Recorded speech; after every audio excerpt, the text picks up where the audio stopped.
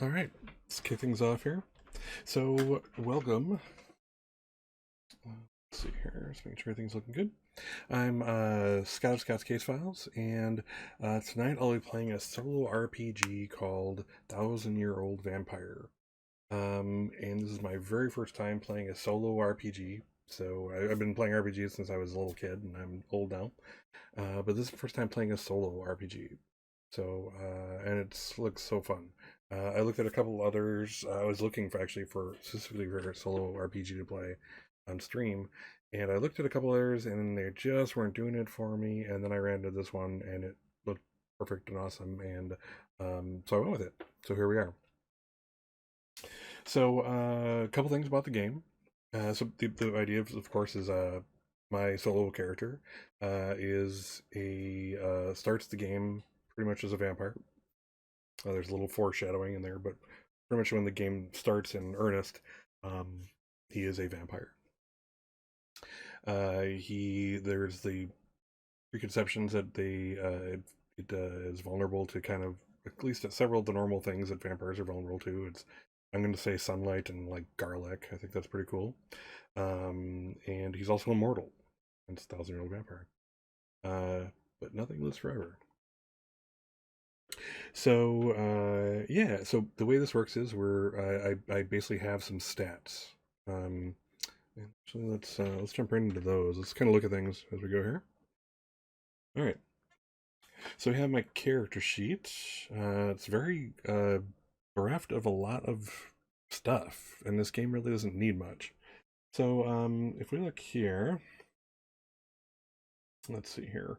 So we have his name, Guillaume d'Avignon. He has skills and he has marks. So skills are things that you can do, or you have talent in, something that counts for something. Skills can be checked, in which case, basically by a prompt, and we'll get into prompts soon. But basically, skills can be checked, which means that you kind of expended them as spendable assets. However, unless you're told to get rid of it, like make it disappear, it's assumed that you have that skill set and kind of your background. It just doesn't count for any. It's more flavor at that point. It doesn't count for an actual asset of yours. So skills. Marks are things that I think the book describes it as things that set you apart from humanity as a vampire. Um, so that's anything between wounds that carry on, things you can do. Like one of the things was I can turn into a wolf or a bat, that kind of thing. My skin is ice cold. So along with the mark also comes with the second part. It's if you choose to conceal it, how do you try to conceal it? So there's that. So that's the first part. So we're gonna look at let's look at like stats and stuff first before getting the memory. So next you have resources. This is a very big blank page. So resources are like things, yeah, pretty much things, nouns that you can like use in certain situations or lose or destroy or burn or whatever. Um, so you had this is one of the expendable resources of the game, that and skills. Having skills and resources keeps you alive. When the game tells you to um, check or get rid of a resource or skill, you're allowed to select the other one. So if, like, for example, let's say I check all my skills, I have a resource, I can lose that instead, and that counts. But things go horribly wrong when I have to do that switch. If I can't do anything, if I'm told to get rid of a resource and I don't have a skill or a resource to expend, the game is over. I'm dead. The only other way I can die is, besides that, is if the prompts tell me the game is over. But kind of generally speaking, the game is inevitable death someday in the far future. So resources important. Characters. So characters are just to sound like they're NPCs in the world. Something that means something to you. Somebody that means something to you, I should say. So again, like a friend, a lover, enemy, rival, contact, someone that you know from this place that means something that matters. So that's characters, and characters can be mortal or immortal. And the prompt that you're at tells you which one you're going to choose when you create one or when you get rid of one. So that's characters. So and you can see this is a big blank page, and that's like that for a reason, because there's needs to be some space for a good number of characters. Hopefully this is a nice run here. It's completely possible that I could just die tonight. First episode of the game and I die, but we'll see. Let's see here. So resources. So we also have a diary. Actually, you know what? I should actually go on memories first. So we have memories. Okay. So vampire can't retain everything for all time. It just doesn't work like that. So what he has, or what they have, is you have 5 memories that you can have, 5 memory slots, right? Each memory slot can hold 1 experience. No, sorry. Each memory slot can hold 3 experiences. So 1 memory, 3 experiences maximum. A memory specifically is something that's like tied together by a theme. So if I choose to put something in a memory, an experience in a memory, it has to go along with that theme in some way. There's some breathing room here. So the angstful part of this whole situation is when, let's say I have all 5 memory slots filled up and I get a new experience.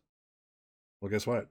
If it doesn't fit with the present memory, or if literally all the experiences are filled up under the memories, I have to get rid of an entire memory. So that goes away. I forget that. Now, it's not to say it couldn't come back at the later date, depending on a prompt or that kind of thing. But there you have it. So memory, experience rather, is made up of basically it's a compound sentence. It's this thing happened, semicolon, this is how I felt about it, dash, more information if necessary.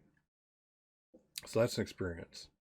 And again, 3 of them under each memory, each tied together by a theme.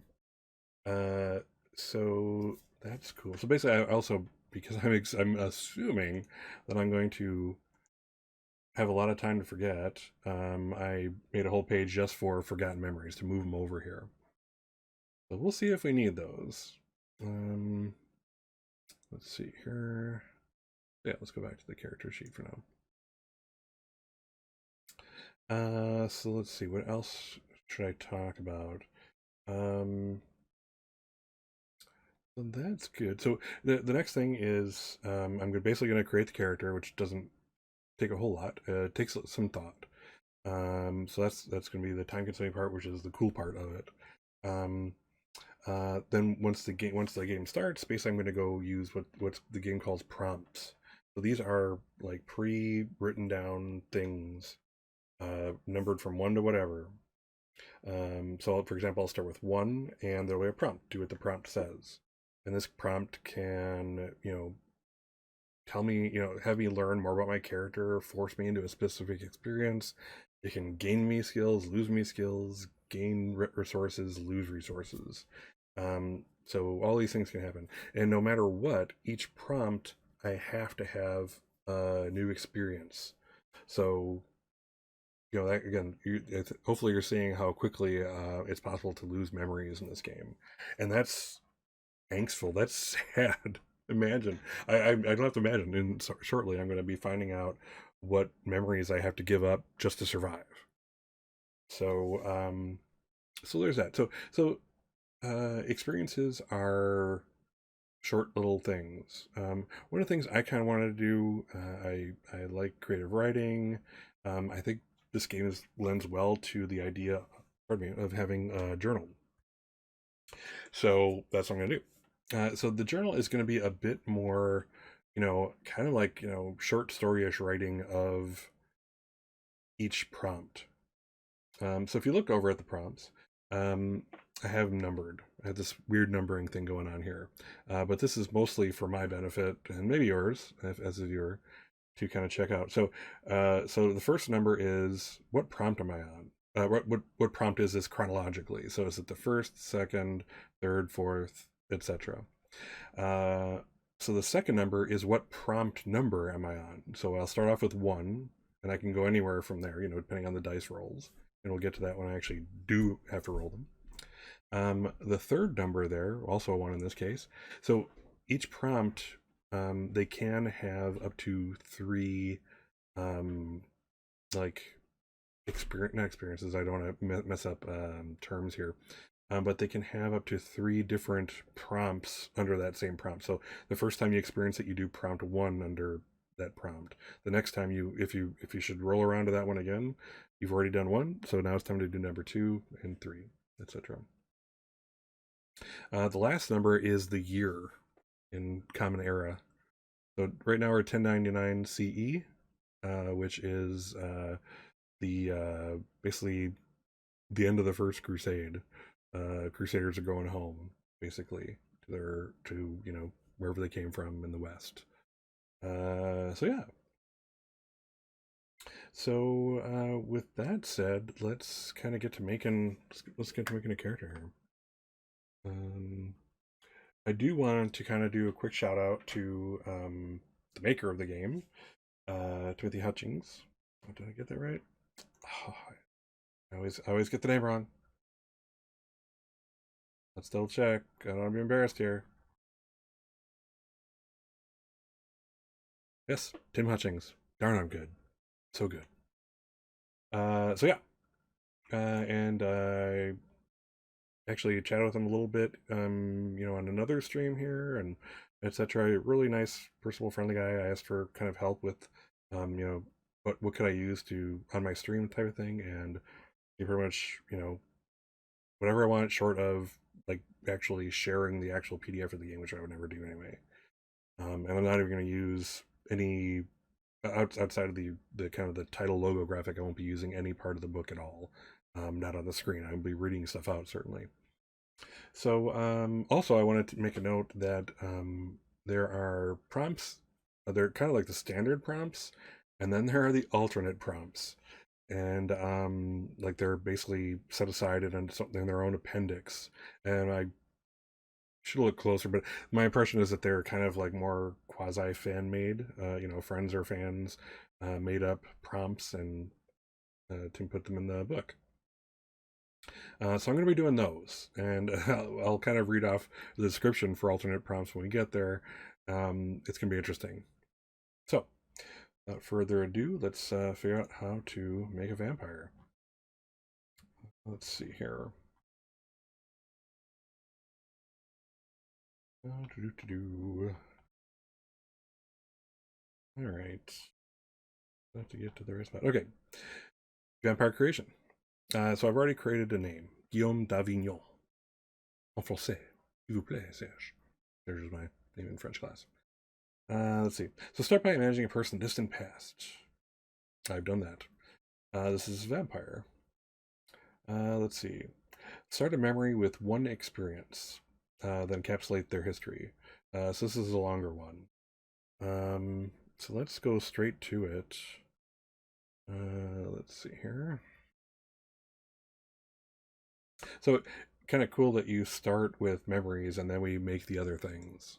Kind of cool, huh? Kind of in another game that would sound counterintuitive, but this is right on the money. All right. So let's see. Let's take you to the sheet. All right. Okay. So this experience is I am Guillaume d'Avignon. All right. An orphan who grew from servant to squire to a crusader.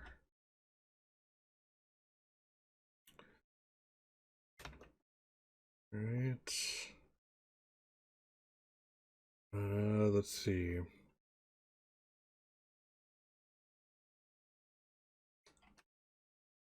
service is difficult, but oops. But I do not flinch from it.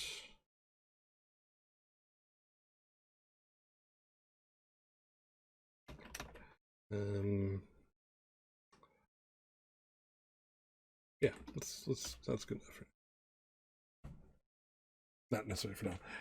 So I'm gonna have to move these guys down. I'm kind of playing it by ear so far as to like how much space this will take up. This will be more obvious as we go. All right. Okay, so I made my first experience, which is basically who am I? Let's see here. All right. Let's see. All right. So next, create at least 3 mortals and add them to the vampire's record sheet. These mortals have a relationship, as I said before, appropriate for the time. Okay. Basically, I'll be describing each character a few words, comma, something about them.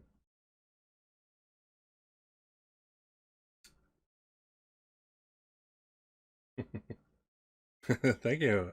Thanks, Loppy. Hey, Loppy JCF, thanks for checking me out.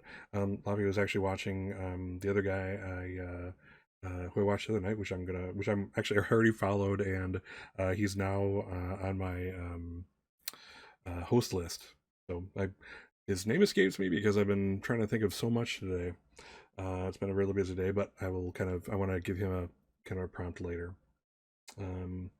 I should kind of make it known that I really tried to not like plan anything for this character. I like have the very basic idea of him, and that's really it. So the rest of this is all I kind of wanted to do it on the spot. So let's go to characters, and let's see here.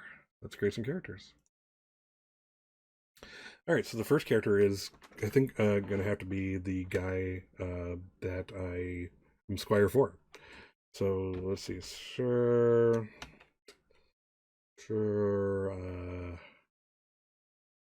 Terrence,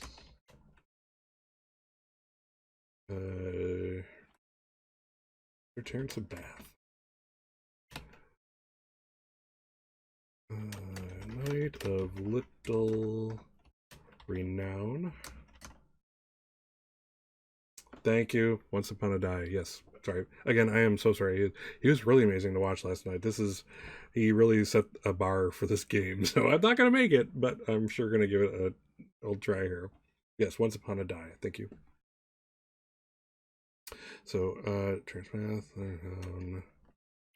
let some skill. All right. That's one. Let's make another character. I'll be moving these around as we go. Let's see here. So let's see. Again, I purposefully haven't given this much thought. So I'm trying to think of my character. My character is this squire. He you know, he has no family. This is kind of servitude is all he's known. Though because he was a squire, he was definitely given at least some training. Likely not by Sir Terence, but before he even got to Sir Terence, probably, or maybe from a different one. So let's see. I'm gonna make this a swordsmaster. Again, nobody really cares a whole lot about a squire compared to a knight, but the squire still did have to serve the knight, defend the knight. I think I remember reading some time ago that one of the squire's duties was to defend the knight's horse if it was down. His job was, if the horse was wounded or otherwise mobbed, the squire was to stay with the horse and make sure it didn't die, because it was more important than the squire. All right, so let's do some kind of weapons master, and he won't be a knight. He'll just be this guy, that he's almost a merchant, but not, because he's selling his services basically. I'm going to say, and feel free to pop in with anything. I'm happy to work your stuff in here a little bit, within reason. Let's see here. Let's call him Reginald. He's gonna be French, maybe. So that's why again. So what I'm doing is I'm making a French squire serving a English knight. Maybe Reginald de Pontarlier, region of France. Uh, uh, let's see. So he's a swordsmaster who enjoys a little too much whoring and drinking.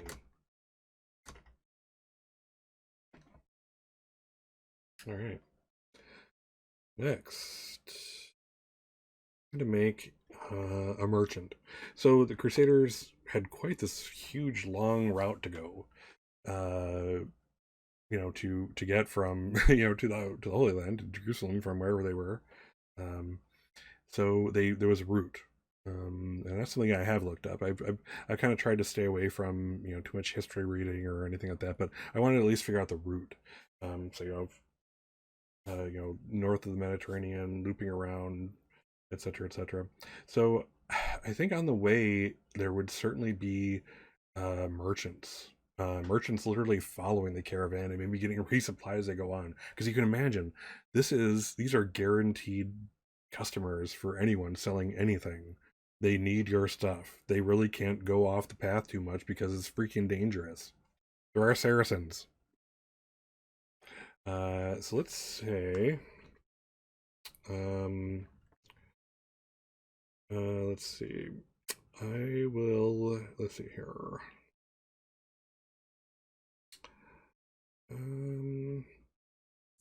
Let's call this one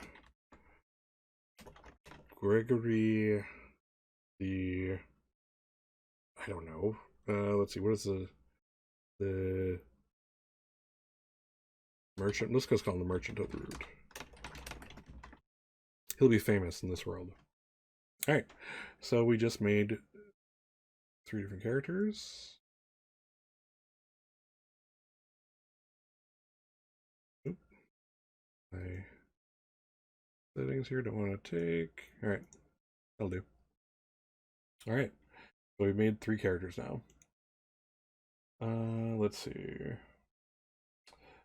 All right, so now we get 3 skills and 3 resources attained while being mortal. So 3 of each. Well, let's check that out. Let's go here first. Let's go to skills. I'm going to say that, let's see, where am I? All right, so I'm going to say swordsmanship. Because he, again, he has got some training. He had to in order to, properly accompany a knight. I'm also going to say horsemanship. Not only tending to the knight's horse and his own horse, he has to be as good as the knight on the horse to keep up and do his job. And then I'm going to also, I thought of these a little bit, so I'm going to put I know how to serve. I think that's important to this character. Let's put that there. All right, cool. All right, so we have 3 skills. Let's get 3 resources. All right, let's see.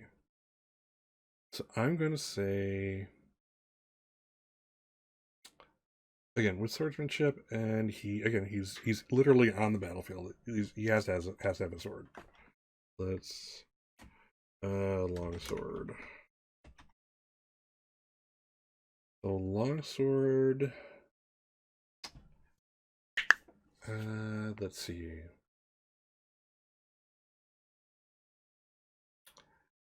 Let's see. What else would he need, or what would he have as a squire? I'm gonna say like a camp kit. Again, he's in charge of that kind of crap, let's go, Guillaume, go put up the tent, shield me from the rain whilst you're out in it. So let's call it a camping kit. I think that's absolutely useful for this character. And let's say also his horse, named Papillon, which is French for butterfly. Why he would name it that, I don't know, but here we are. Let's see. Oh, up again. Hope nobody's OCD is acting up.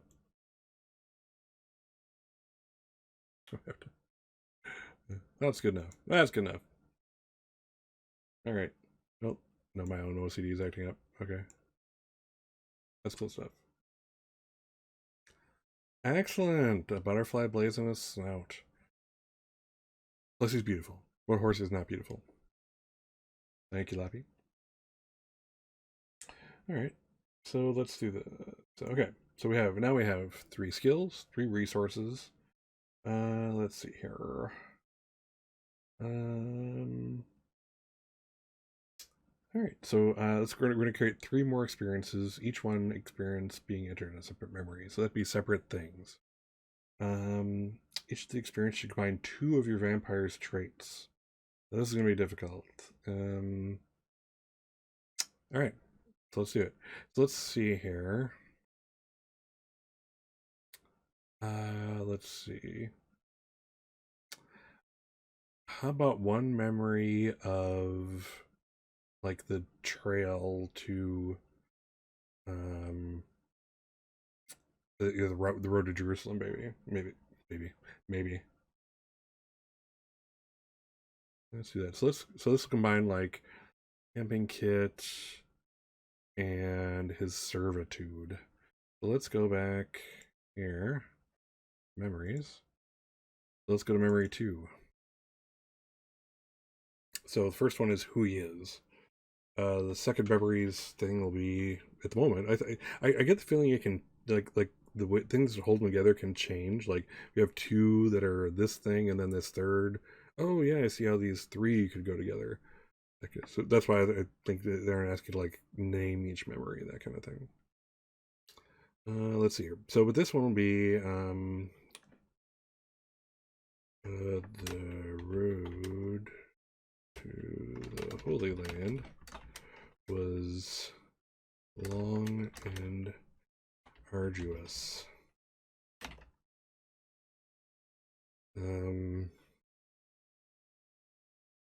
My knight's needs were always met before my own. Ooh, that's neat. A part of me hates him at times for that. What servant doesn't get to hate their master at one point or another? All right, so that's 1. Let's see. So I need 2 more. All right, so this is again who he is, the road to the Holy Land. Gosh, let's say this is the swordsmanship. Oh yeah, Lappy again. Lappy was on the other stream, and obviously is quite knowledgeable of this game, which I really appreciate. So there's a lot of room to play with as to how you tie skills, resources, and memories together, which is really helpful for coming up with memories in general and furthering the story. Exactly, because this all these memories and stuff and these combinations are going to make for a very interesting story. At least that's my hope. So this will have to do with swordsmanship, and his training with the weapons master. Let's see. And what was his name? Reginald? I have to go back. Let's see. Great. Yep, Reginald. Right. Okay. He was unforgiving. Oh, so I'm sorry. I'll read it. Lappy says, "I'm currently going through my own playthrough of the game, so I'm not streaming it. I may stream a future playthrough at some point once I figured out my OBS. Yeah, that's the hard part. But yeah, absolutely stream. Especially for games like this, it's almost a shame not to stream, not to share, like, if you will, the performance of it with someone else, so a group, other people. In my case, not a group. In my case, you at the moment, Lobby. But yeah, there's just so much to share. It's a shame if it's not shared. In fact, I saw this one site where just kind of searching for stuff on Thousand Year Old Vampire, where it's like a repository of these stories, like pop your story in here. So I think I'll eventually my story will go in there. I think I'll have to check out the site. Uh, so Original's training was unforgiving, but he treated me like a man, not a boy.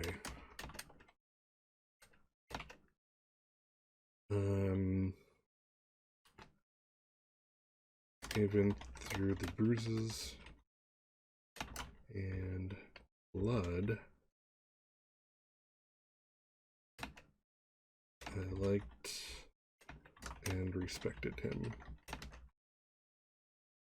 All right. Let's get to memory 4. So let's see here. So again, let's tie up together two things from the, let's see. This is a hard one. Let's see here. So let's go to characters again. What character haven't I used? Gregory the Merchant. And,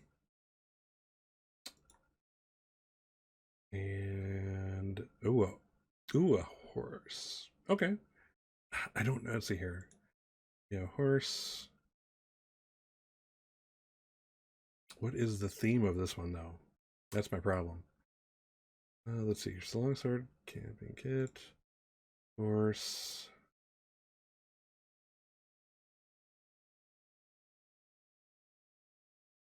Let's see. Let's call this like friends along the way. So let's do Gregory the Merchant and the horse. All right. Let's see.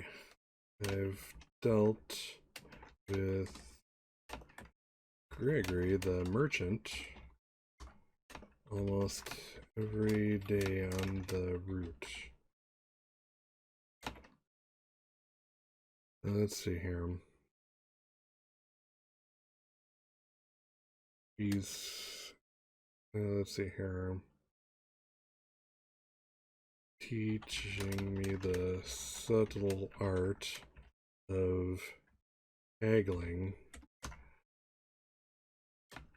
whilst he inadvertently, oh yeah, he's inadvertently teaching me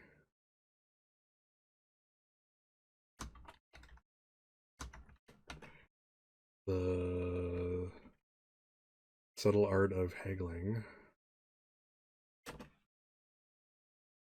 whilst he swindles me.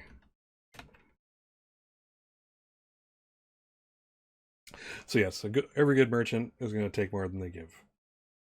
That's a given. All right, 4 memories. Let's go to the next step. Or yeah, 4 total memories, 3 new ones. Let's see here. Lastly, create an immortal. This is a creature that gifted or cursed you with the unlife. All right. I have also thought of this one. So this memory is obviously about early life as a vampire, or the one who brought me over or whatever. So this is one I have thought about. Oh, actually, I'm sorry. Do I have to create a memory or a character right away? I think it's, let's see. Create a mark and experience and an experience. Okay, so I'll start with let's come back to this. Start with the actual character. Right.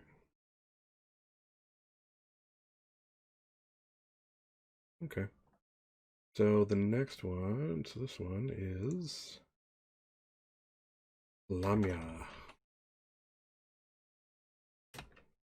Lamia, the vampiress who turned me into a monster.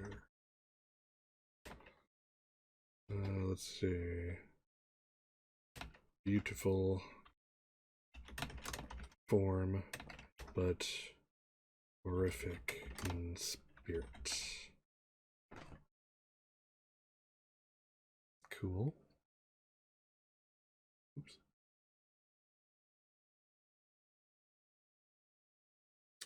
Alright, let's go back to memories and make that memory. Alright. So let's see. Alright, Amiya.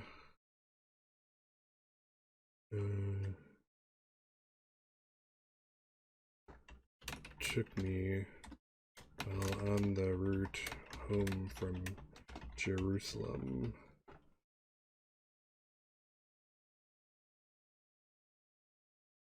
Let's see.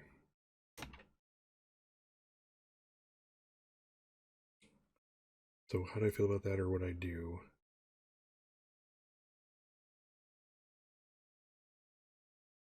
I was defiant, but accepted my fate in the end.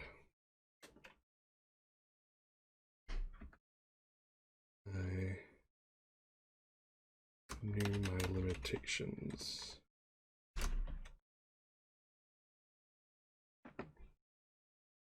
Alright. Alright, and now let's go to marks. And I figured this one already. So when I was fed on, when Lamia fed on me and turned me, she bit into my wrists. My wrists bleed kin to stigmata.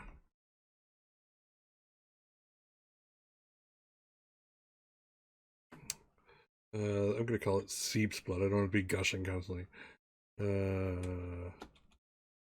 Seep blood into stigmata. I try to wear gloves or is wristband a thing back in the day? Cover it. All right. Cool. All right. Let's done. All right. So I created a mark. I created an experience. Once you finish creating your vampire, they will have 3 skills, 3 resources, at least 3 mortals, 1 immortal, 1 experience in each of their 5 memories. I believe that is correct. All right. And that's it. So let's do this.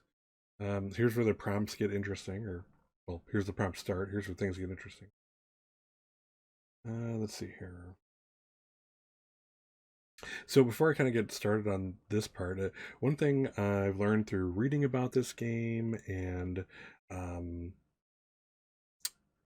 just and actually talking to or seeing seeing the streams of it is that it's almost worthless to plan ahead or to have goals, long-term goals, because the game will always get in your way.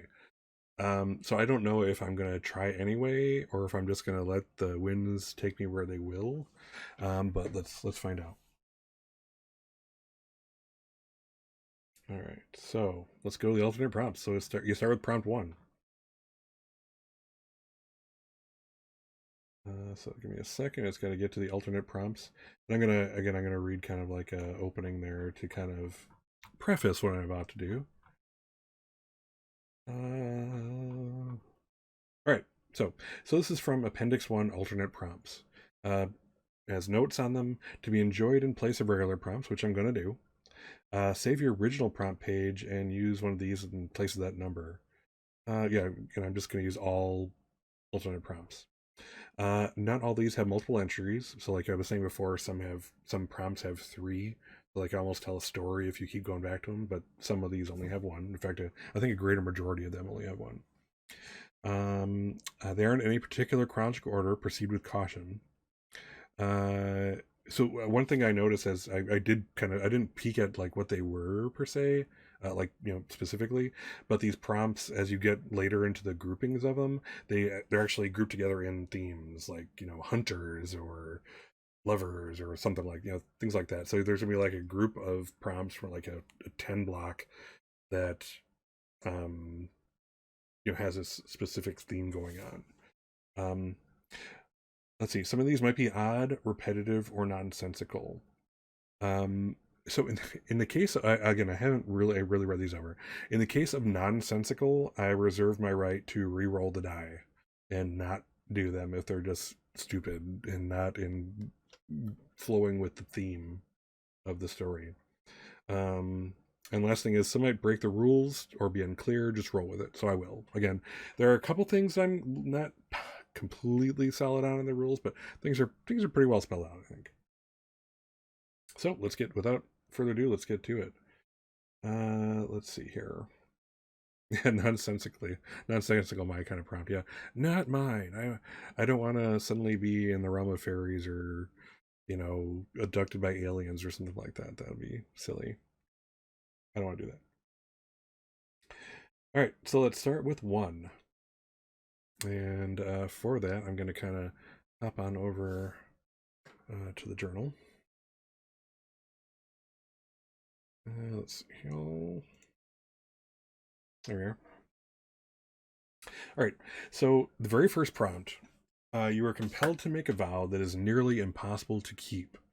Why are you being made to do this? What penalty will you pay for breaking your word? Create a resource, the vow I keep. So that is already an interesting one. So you're compelled to make a vow that is nearly impossible to keep. So let's start out with just doing this. I'm going to start with writing my journal here, which again has no relation to the diary or this game in particular. This journal thing is just for my benefit to kind of like a chess player marking their moves. First move, pawn to queen's bishop 3 or 2 or whatever, etc., etc. And to kind of see, I want to see the passage of time easily. I'm just kind of curious how many prompts I will take before I die in some fashion. And it also helps me keep track of like if there's repeats. I want to make sure I can kind of go back and look at them. All right, so I'm forced to make a vow. I did peek at this one, so I've given this just a tiny bit of thought, like literally just a tiny bit. So okay, so I'm basically gonna. This is my first prompt. I'm gonna basically write it as if I'm writing a short story based on it, like a very short one. So let's see. My night, and I have gone down the route, homebound from the Holy Land.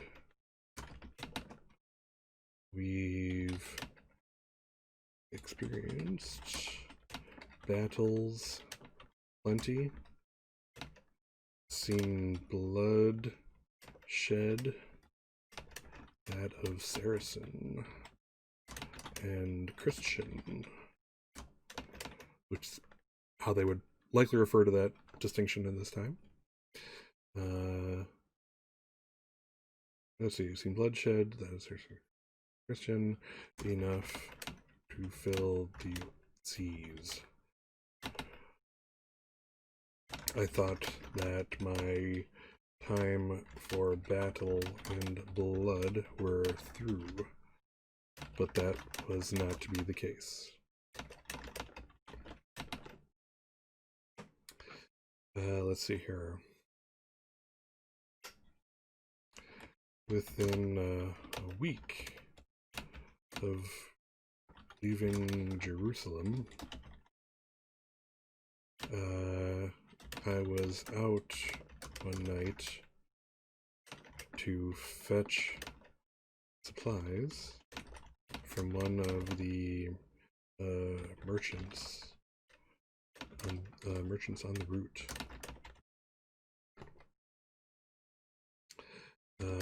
When I was ambushed in the dark,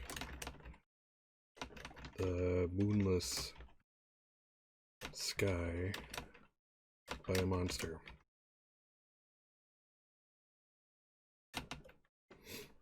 This monster's name was Lamia, and was taking supper in our camp under the guise of a daughter of one of the merchants, dressed in silks and gold. She dazzled Sir... Oh God, don't make me look. What's his name? What you got for desecrating the character tonight? Sir Terence.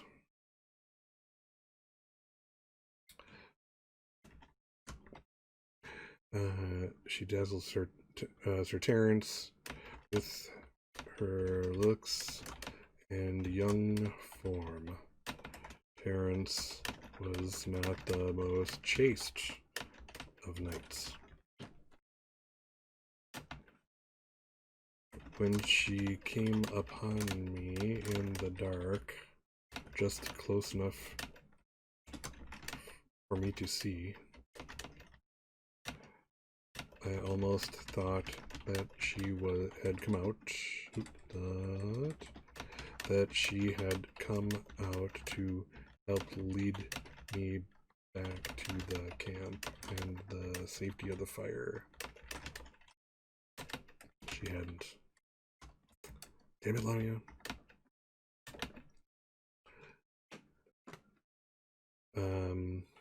She attacked me, biting deeply into both of my wrists.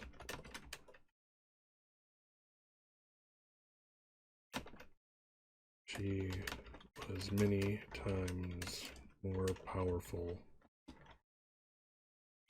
than I.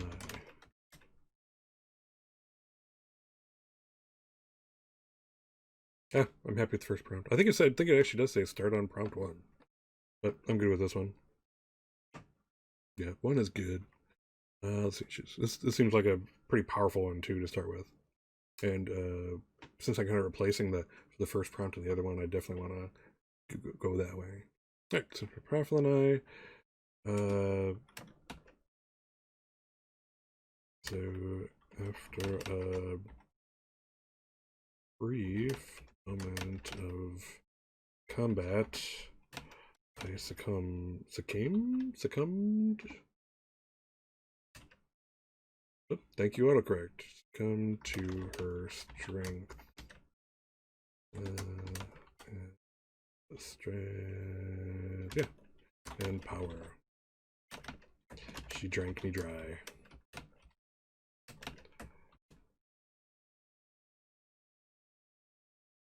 Oh yeah, Lappy, absolutely. There's so much wiggle room. That's kind of one of the things I like. There's various ways to go with these. You know, the prompts themselves, etc. I love it. So, and this is just prompt 1. Hopefully, I have many to go. Let's see here. So, all right. She drank me dry as I was dying. She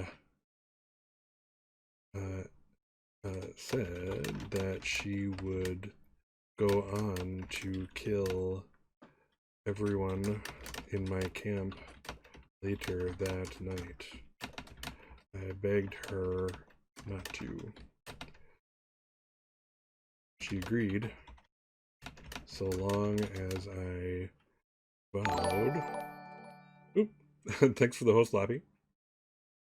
Yeah, for anybody who's just come on, we're playing 1,000-Year-Old Vampire, a solo RPG where I'm basically telling the story of this character. It's a lot of creative writing, a lot of kind of you know improv here. It's gonna be a lot of fun. All right, so Lamia said, "Begged her not to kill everyone in the camp. She agreed, as long as I vowed to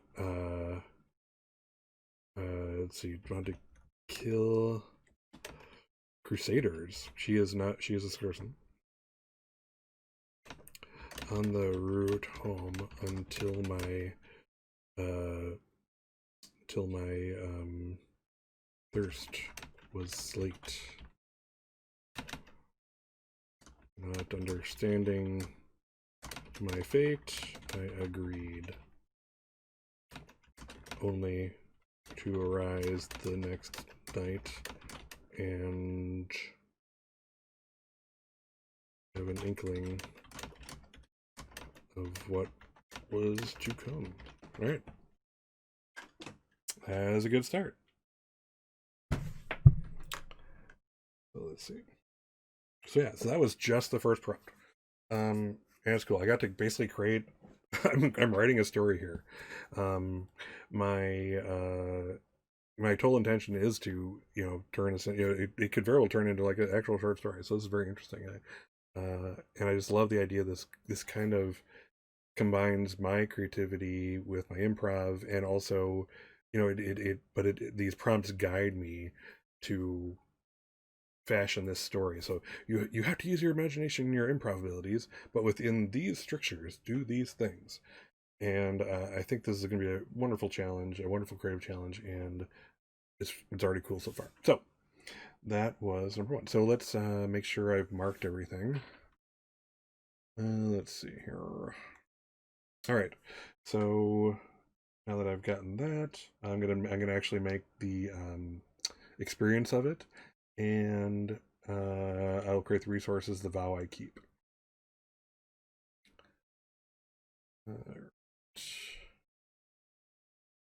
So is it still in? Nope. All right. The vow I keep. Cool.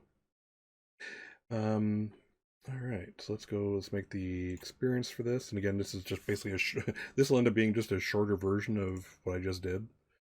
So let's see here. Let's see. So okay. So here we are with this. So let's this experience fits into the memory of Lamia, my maker, if you will.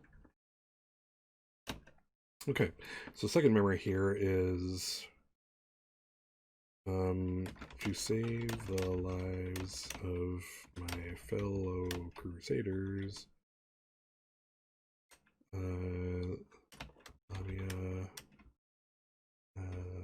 made me vow to kill other crusaders. Again, in retrospect, this didn't seem the logic was not really strong here, but you see where I'm going with this. To kill crusaders along the way home.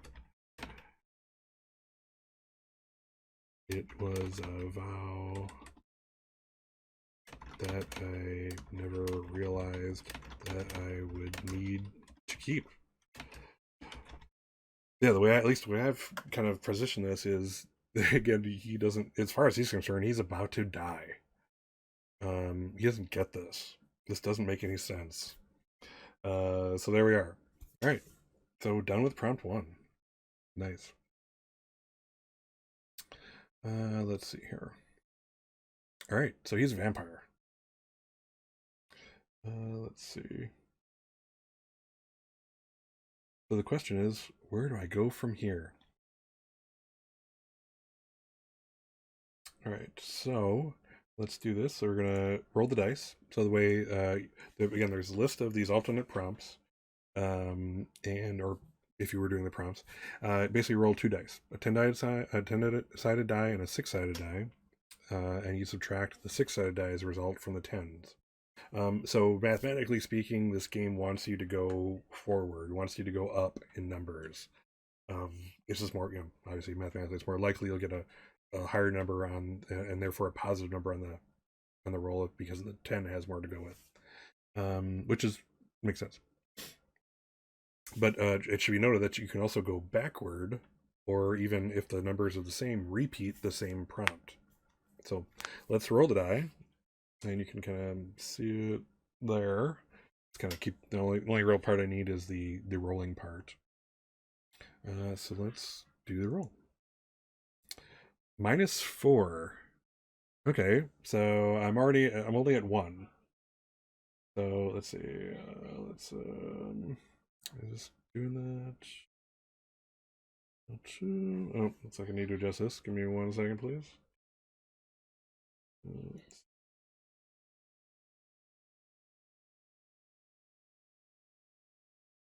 Hold tight. Sorry, just adjusting.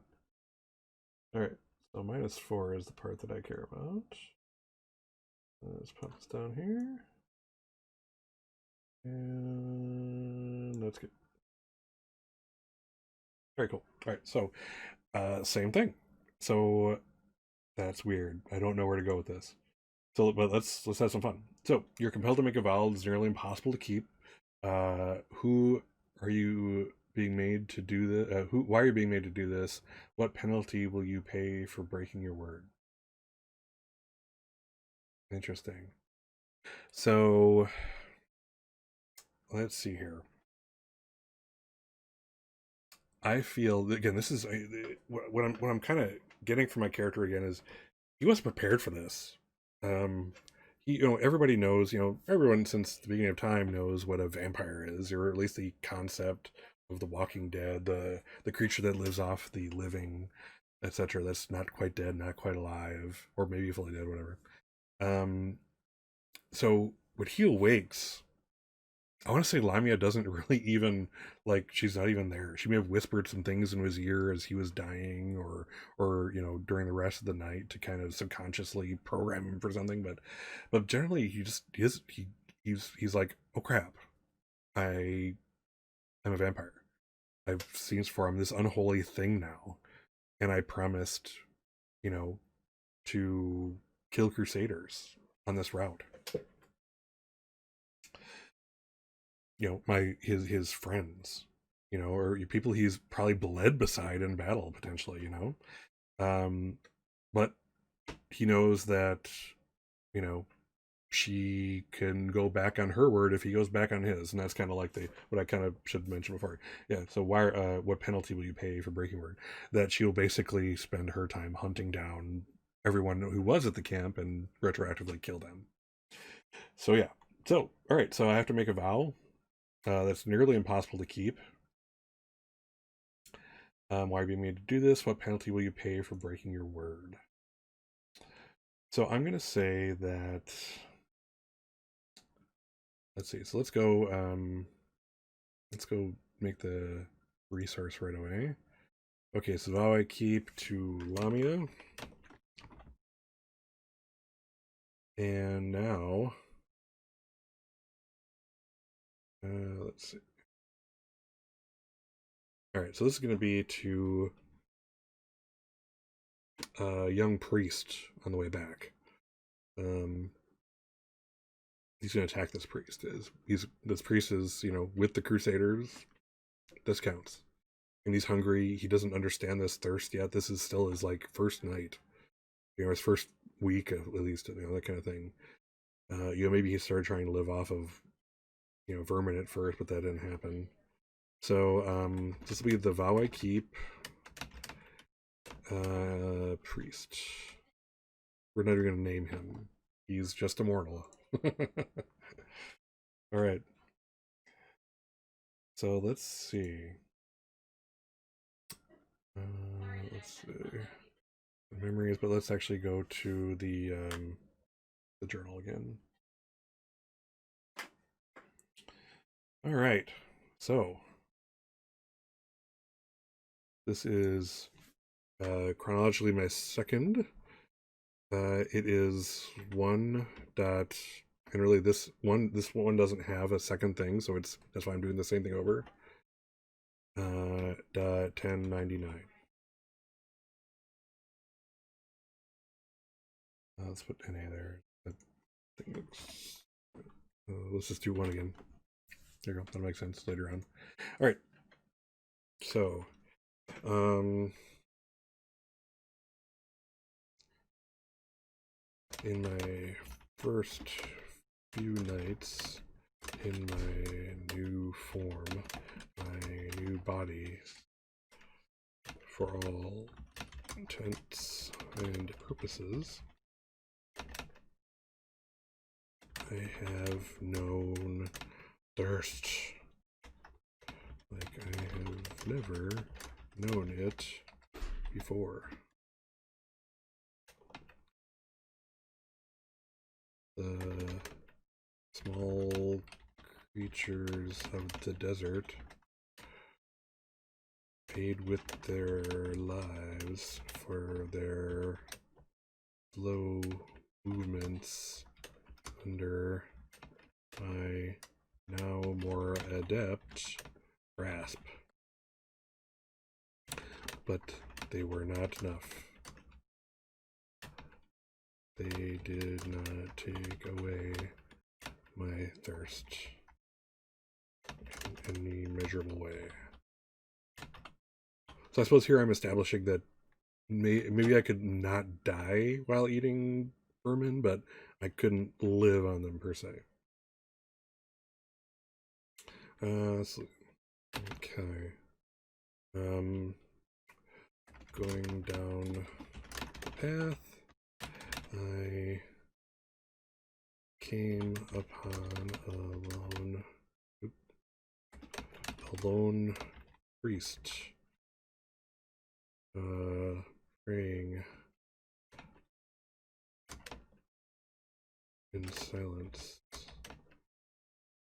in the darkness. Fed on him savagely.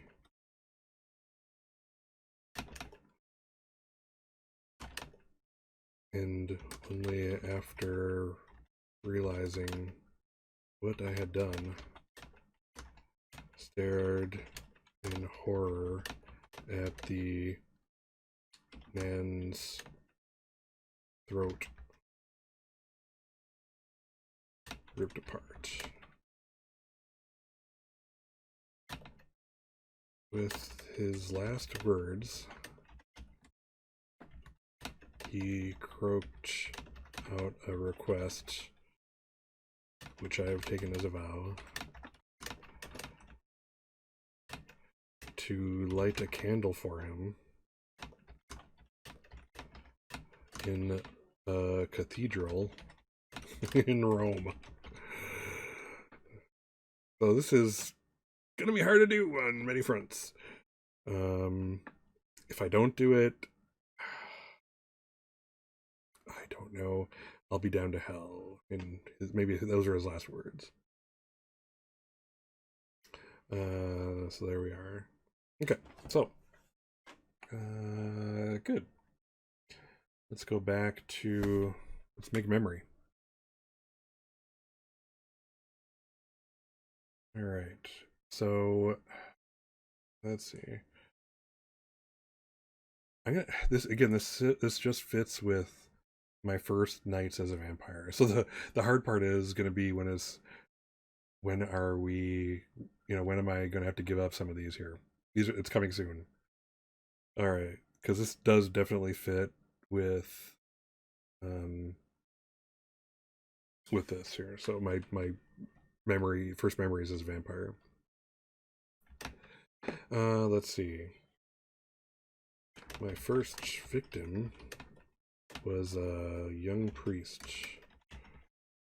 on the route to the west.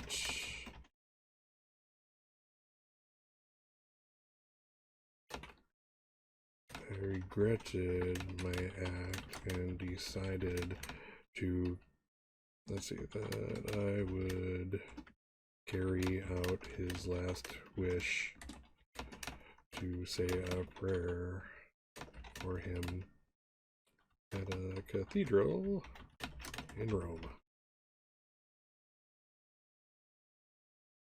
Okay. All right, we made it 2 whole prompts. I'm feeling good about this. Well, that is awesome. So let's see here. Let's see. So I've created the memory. I got the resource. So that's good. Let's see here. I suppose it's time to make another roll. All right, please not negative. I don't think I can do this again. 0. Are you kidding me? You know what? I'm gonna fudge this again. It would be cool if this actually had several different parts to it, but a third one is about to become boring. So let's hope for something positive. I just want to get out of the ones. Okay, 1. I'll take a positive 1. All right. Again, we're doing the alternate prompts. So let's see here. Oh, so this prompt 2. As you feed on mortals, another being is feeding on creatures like you. However, it is not unkind. Create a mortal character who both menaces and helps. You feed on mortals, another being is feeding on creatures like you. Wow. I'm going to say. Oh, I got it. I know. This guy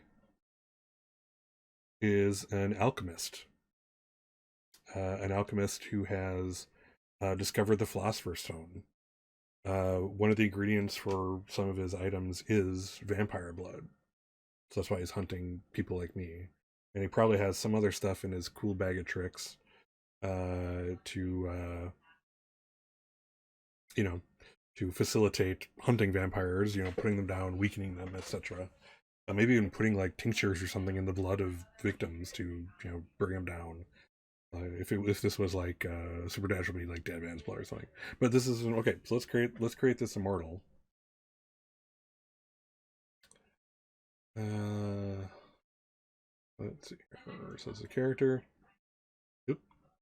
I made a struck section, but I think I'm just gonna like put these in a different mode down here. So let's take this out right away. I don't care about this. So let's delete that.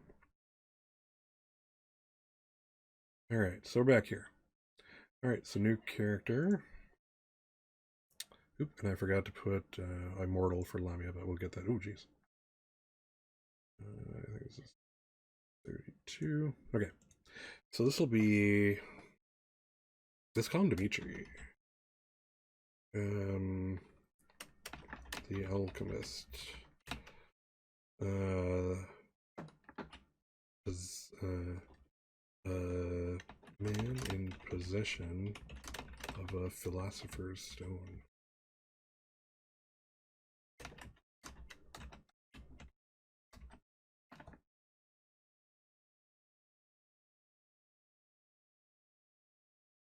Alright, and Lamia, I'm just gonna mark her as immortal.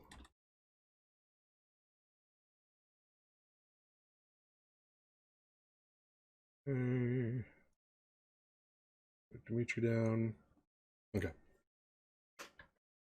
So let's go over to the journal.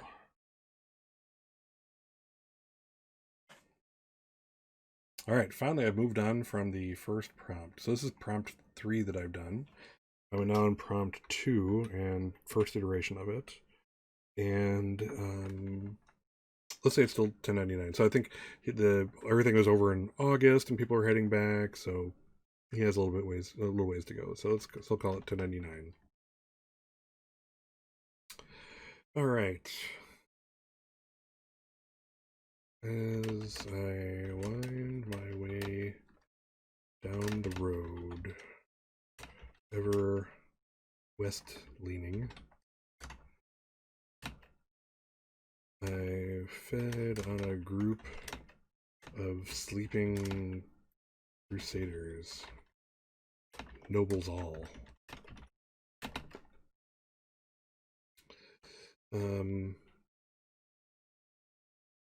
Let's see.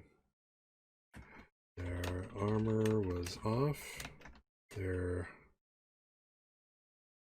let's see, their squires asleep in a nearby camp. So he's going to leave the squires to live and just kill the actual Crusader knights. Because fuck those guys. Let's see. The armor's off. Their squires asleep in a nearby camp. So it was child's play to this new vampire. He drank until he could drink no more. No small feat. As he found a seat for himself in the camp, staring into their fading fire. Let's see. Of course, leaves the squires alive. He knows how hard they work for and what they put up with from their knights. Exactly. So yeah, if there's a prompt that's like people I won't kill, it'll be squires. At least that's not a good possibility. Let's see. All right, so we found a seat from the camp. So you can imagine this guy. He's murdered these people. He's drank them dry, ripped out their throats as silently as can be, one by one, and now he's just like a messed up serial killer. He's like chilling out in their house, if you will, just taking a second to reflect. You know, again, this is still consuming him. But there's an interesting point here. It's like, and here's where a bit of the horror comes into this prompt. He's carrying through on this vow because he wanted to protect the people he knew. So to do so, to protect them, he's killing people he doesn't know they could have been the same people, Crusaders on the way home. And I think this is like a mental turning point almost. It's like, this is what I need to do to survive. This is what I need to do to keep the people who I actually know and care about alive. And it's not like this is the first time he's seen blood or death or been in battle. So I think this is a psychological turning point too. This is an important prompt, however slight it may seem here. So I'll just see if I can bring that up in my journal here. He thought about what he was doing in order to keep those Crusaders whom he cared about alive and to slake his mighty thirst. He was killing strangers, Crusaders like him, who he may have even fought next to in combat. The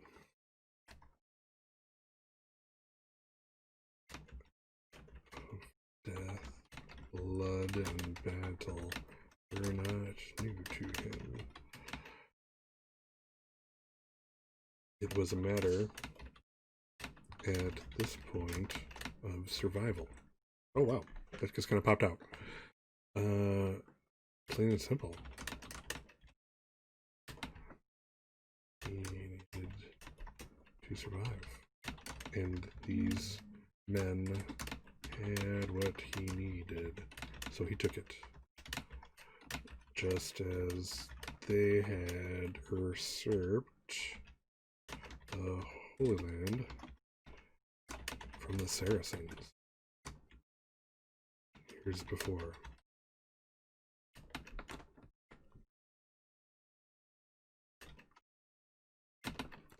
Let's see. So let's get to the actual prompt part here.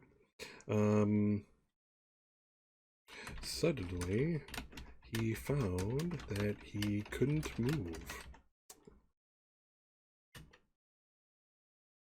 And tasted a strange, bitter flavor on his tongue. So this is like, I can't remember what poison it is, but if you take this poison, you get this like tinny taste in your mouth or coppery suddenly. So I think this is like if this guy added a tincture to these people's blood, to, giving it into a drink or food or whatever.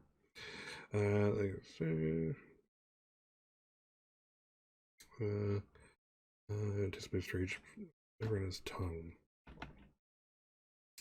Moments later, wizened looking old man came into his view between he and the fire.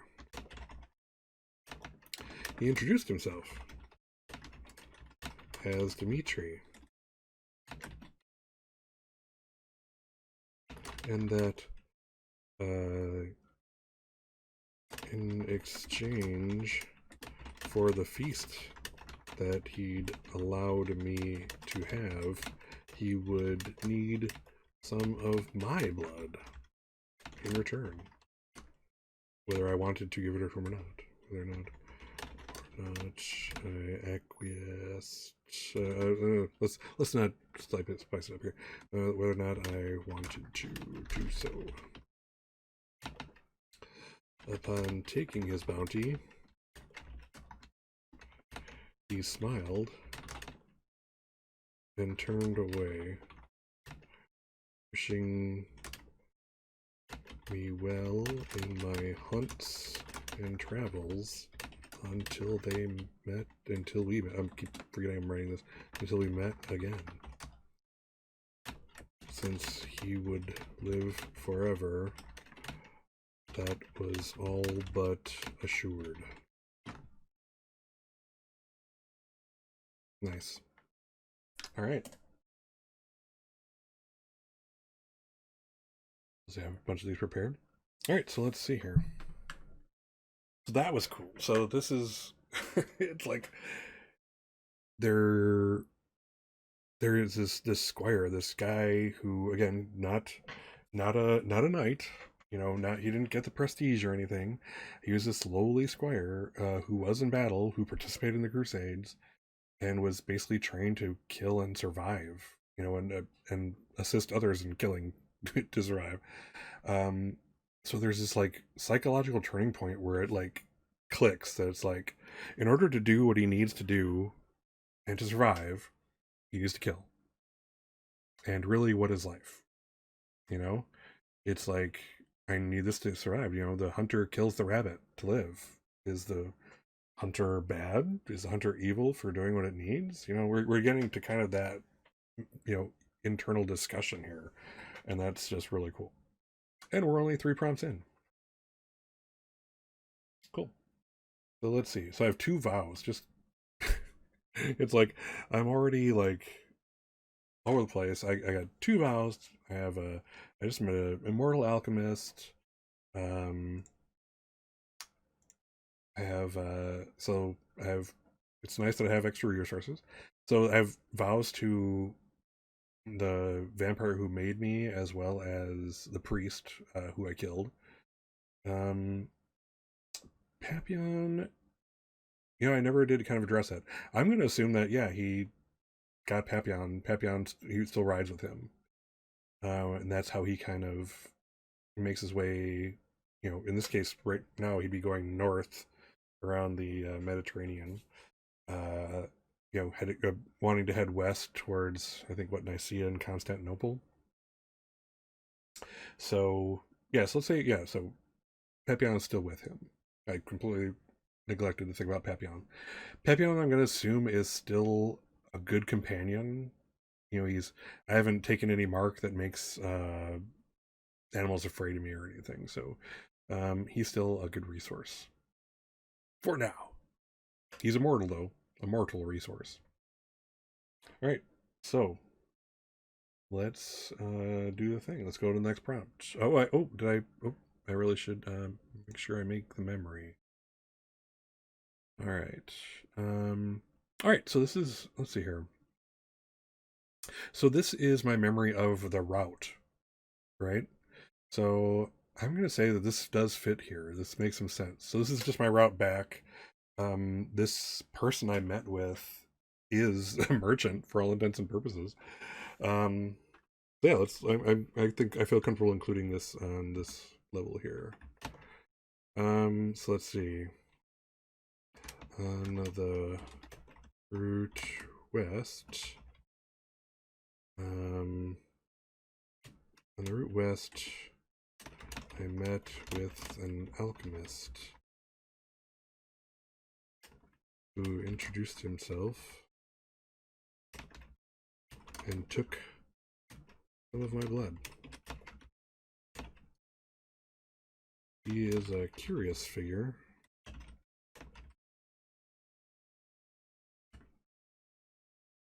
And I find it interesting that he too is immortal, and I will likely see him again. Cool. Alright, so let's move some stuff down here.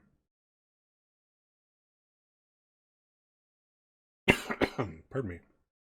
Okay, so I did not forget my memory. Excellent.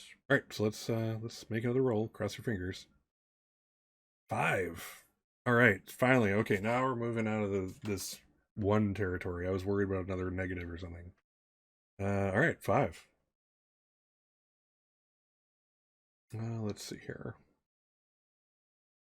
So that's 5 up. So I was on 2. So I'm on prompt 7. Let's see. Oh, that's an interesting one. So the prompt is, at what contest does a mortal best you? What boon must you grant? Check a skill or lose a resources as a resource as appropriate. Create a mortal character. Interesting. Okay, so let's first figure out. So what contest does a mortal best me at? I have to check a skill or a resource.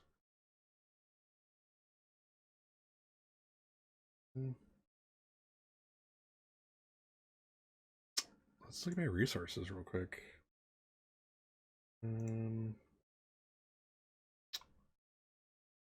Let's take the struck off of here too. I thought I did that. Alright, let's go back here. Alright. So beast me at a contest. It's tempting to get rid of one of these vows, but I just don't see how that's really gonna happen. I'm gonna say, well, I mean, one of my skills is horsemanship, and I have a horse. Oh, I'm gonna say, let's see here. Okay, I got it. So I'm gonna give up Papillon. I'm so sorry, Papillon. You're gone. Let's do this. I'm gonna move him to the GM overlay. Oh, will that do it? Let's try this again. Nope. Hold on. Okay, so I'm gonna take this, and we're going to. Okay, so yeah, so layer. We're gonna move it to the GM layer, and we can see it's a little done like that. I'm gonna bring it up just a little bit so we can see. There you go. Okay, so I have it. So he so basically he's riding Papillon. He's riding along the route home, and he's passing through as part of the thing here. Again, these routes were carved out of the land. I'm going to assume at some point, as he goes north, he cuts through like a farmer's field, basically. And the son of this farmer approaches him and challenges him for being on his land. And it's nighttime. I'm going to say there were other people there too, so it's maybe not a great time to kill the witness, even though that's getting maybe more acceptable in his head. But I'm gonna say that yeah. So unlike my character, my Guillaume is like, I apologize. I thoroughly apologize for trespassing on your lands, and just take my sincerest apologies. I don't have much, but I'm willing to pay for passage. And he he basically is like, well, I'll tell you what, I'll give you a chance to go for free, but we're going to race. And he goes, see that out there? Do you see that marker? And he, without this guy, without introducing himself, actually hops up on his own horse and says, I'll bet I can beat you there. And they, again, Guillaume is a horseman. He has a good horse named after a butterfly. Uh, you know, he, he's pretty certain of this. Um, ironically, now he's with this contest, he's relying not on his own suddenly fantastic physical skills, but his horse. Maybe he could have run faster on his own 2 feet, but who knows? Um, so yeah, so he mounts up on his horse. They both start galloping, and it quickly turns out that the farmer's you know family member, kid, I'm assuming, um, wins. He beats him there, and they were basically playing for pinks. You know, you can cross my farm for free if you can beat me, and if you don't, I get your horse. So you know, as he gets there, and again, there's a crowd, there's a little crowd, so it's not a great idea to go just murdering everybody at this point. And again, he's probably already like, there's probably a description of him somewhere, like, some sleepy squire probably saw him, as he's running off from one of the from his last kill. Um, but not wanting to start anything, and this horse has been loyal, so it kind of takes a little bit out of him, but he kind of pats Papillon on the nose and puts his hand under Papillon's snout, his nose, and gives him a smell. And and you can tell looking at this horse's eyes that this horse, he really hasn't related to the horse like this since he's become a vampire. Like, actually smell his scent so directly, and he can see in Papillon's eyes that you know this is not my master. So it almost comes as a relief at that point that he gives up Papillon to the young man, and he actually congratulates him. He won fair and square. If it's one thing that Guillaume learned growing up, uh, if you make a bet, he's grew up poor, but if you make a bet, you keep it. If there's such a thing as good sportsmanship, even in such a thing like this. So yeah, so let's first figure out. I think they have to make a character. Let me just recheck the prompt. Let's see. So I lost resources, but I create a mortal character. So let's call him. Um, let's see. We're still in Saracen lands here. I'm gonna call him Abdul Al Fahad. I think that's like son of Fahad. Farmer. Um, let's see. I don't know. I don't want to look at a map right now. So farmer in the east. So will I meet this guy again? I don't know. We shall find out someday. All right. So I created a character. Let's do my journal, and then I will do the actual memory. Let's pop over here. All right, so this is my fourth prompt. I'm on prompt number 7. This is the first prompt of number 7, and I'm gonna say it's still the same year, 1999.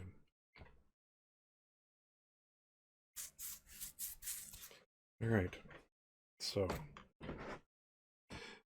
during my travels, I've had to find my way across the property of others. to include dual son of a local farmer.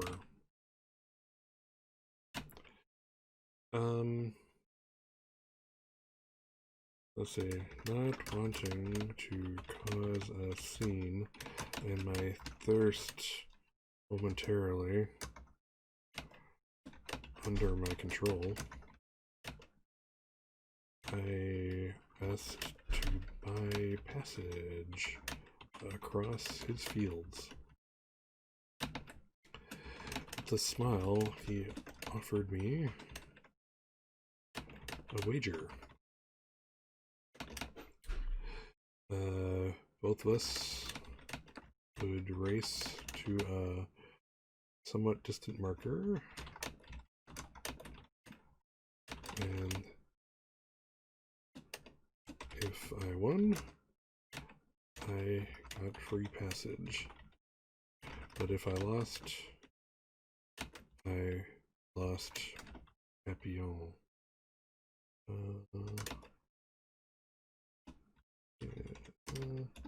My horse.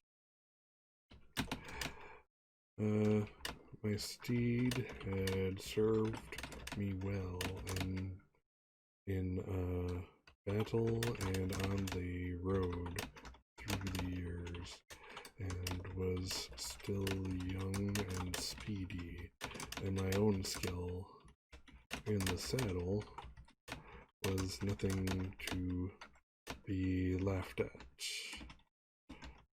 A better term for that, but I'll go with that. So I accepted. As we rode, it quickly became obvious that he was the better horseman.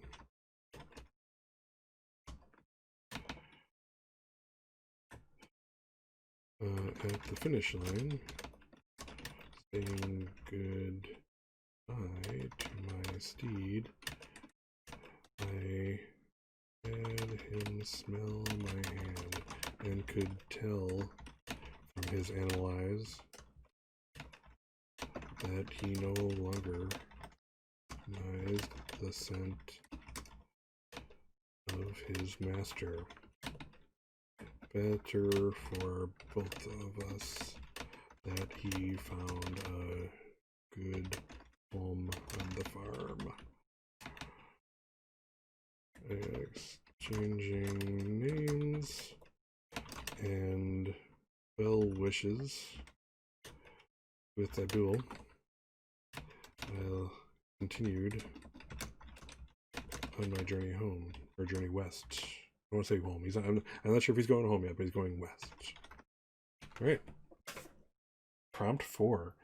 This I was a bit concerned that this would go too fast, and this is just going just right. This is a nice speed. I think we're making a good story here. I think that the prompts are really treating us well. Lappy or Papillon. Our vampires have a bit in common, it seems. We both lost our horses, though for different reasons. Mine turned out to be Puka, an Irish agricultural creature, and ran away. So for those who've joined, since the start, Lappy is actually doing his own run-through of 1,000-Year-Old Vampire. So he's going to have to kind of share his own experiences with me and kind of help me out with some rules things through the stream. So very much appreciate that. He is awesome. He or she. I don't know what Lappy considers. Anyway, you get my opinion. So let's go on. I have to do my sheep. Lappy is a she. Thank you. Thank you, Lappy. Lappy the sheep. Cool. So let's go back and let's go ahead and create the experience now. Let's see here. Or the memory. Yeah, the experience, which is the memory. Let's see here. So let's see. Where does this fit? Is this still kind of like a road thing? This is kind of, you know what? I think I can tie this together with skill. So like my training here in swordsmanship, is, it's again, it's the skill. This, I was bested by this guy, but still respected his skill. We left on good terms. I'm going to put it here. I think it's fair that it fits with this memory. Cross farmer's field. I let's see, entered into a bet for passage and lost.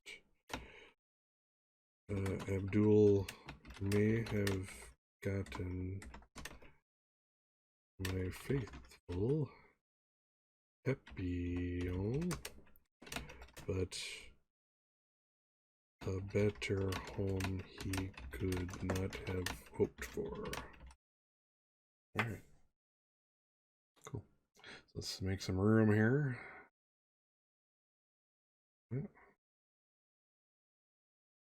So we have a large page. Okay. Alright. Will do. Alright. So there we are. On to the next prompt. And what many prompts has this been? This has only been 4 prompts plus character creation.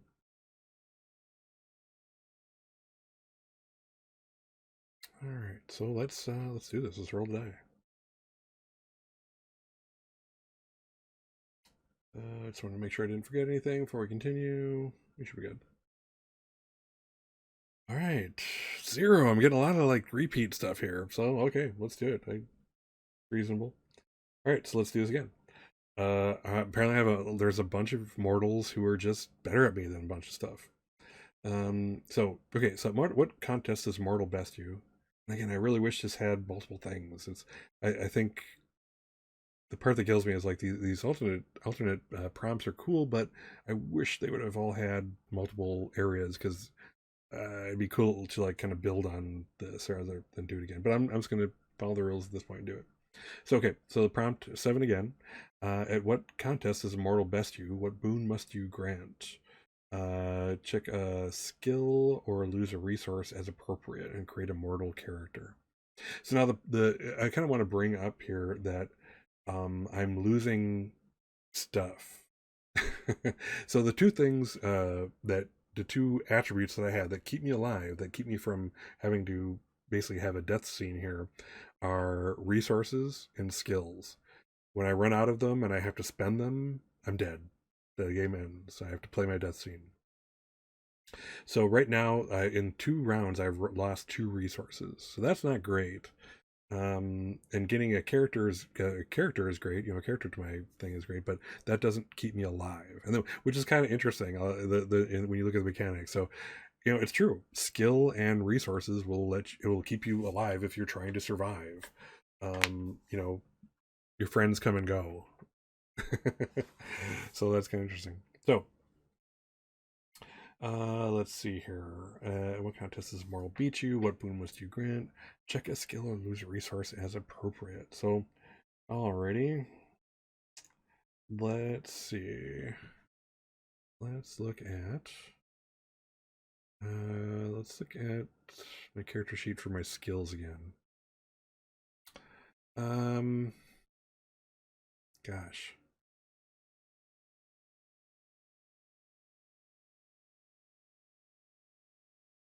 Let's see, swordsmanship, horsemanship. Now I'm on a horse, so this is potentially going to be a hard one to check in the future. Yeah, maybe swordsmanship. I'd hate to check it so quickly for something like this, but maybe I'll have to. Maybe it has to do with swordsmanship. Let's look at my resources. Best it looks like I'm gonna lose either my longsword or I'm gonna have to check my swordsmanship. So let's say, wow, okay, I got it. Okay, so we're gonna go with. Let's see here. Let's get rid of the longsword. Is gonna go away. All right, so let's send that to the GM layer. All right, so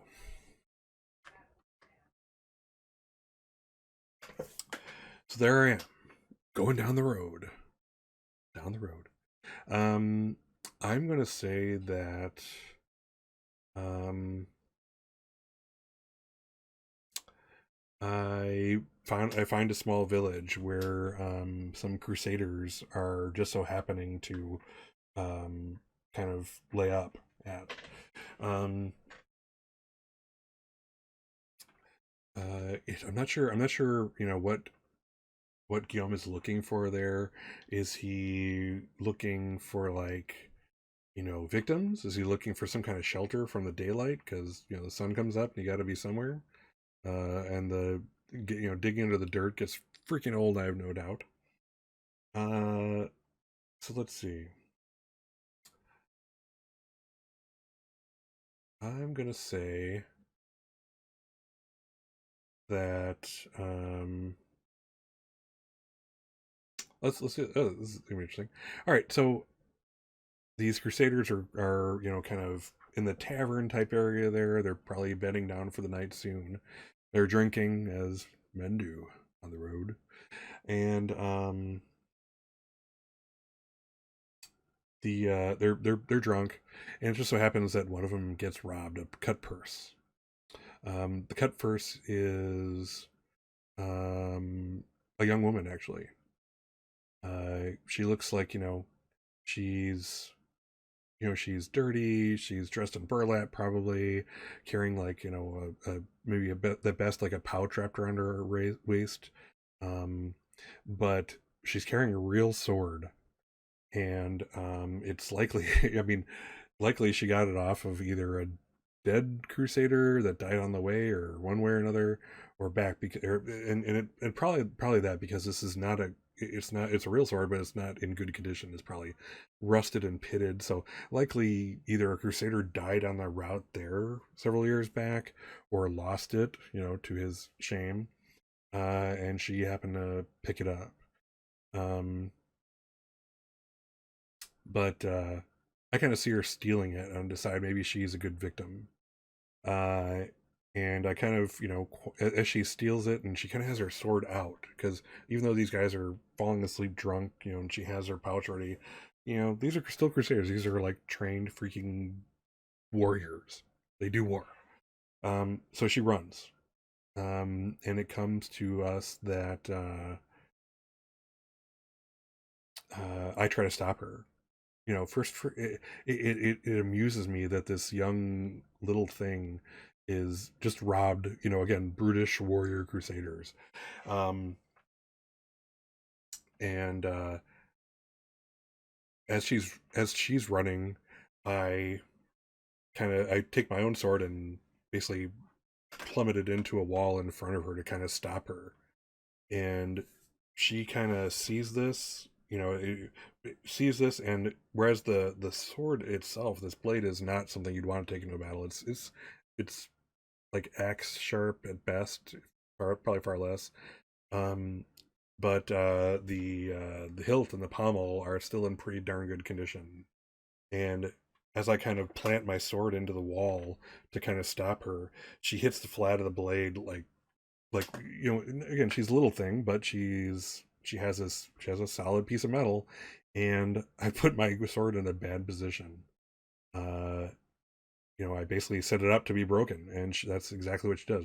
Between her little bit of strength, her movement, which was quite fast, and this piece of metal that she just popped into it, she shatters my sword. And at first I'm like terrified. Like there's this part of me that's like, what will I tell Sir Terence? That my sword is broken. And it wasn't even battle. And then I, come to my senses and realize, um, you know, that's not a worry anymore. Um, and this kind of terror becomes amusement. I mean, in reality, I don't need a sword anymore to kill people. I do that quite well with my own body at this point. Um, so now he's strangely amused. Um, and he decides not to kill her. In fact, he catches up to her, and she figures out that she can't outrun him or anything. She's kind of looking back, like, is this guy gonna take me to the authorities. What do I do now? Oh crap, I broke his sword, his nice sword, and he's angry, obviously, but Guillaume will basically catch up to her and walk with her. And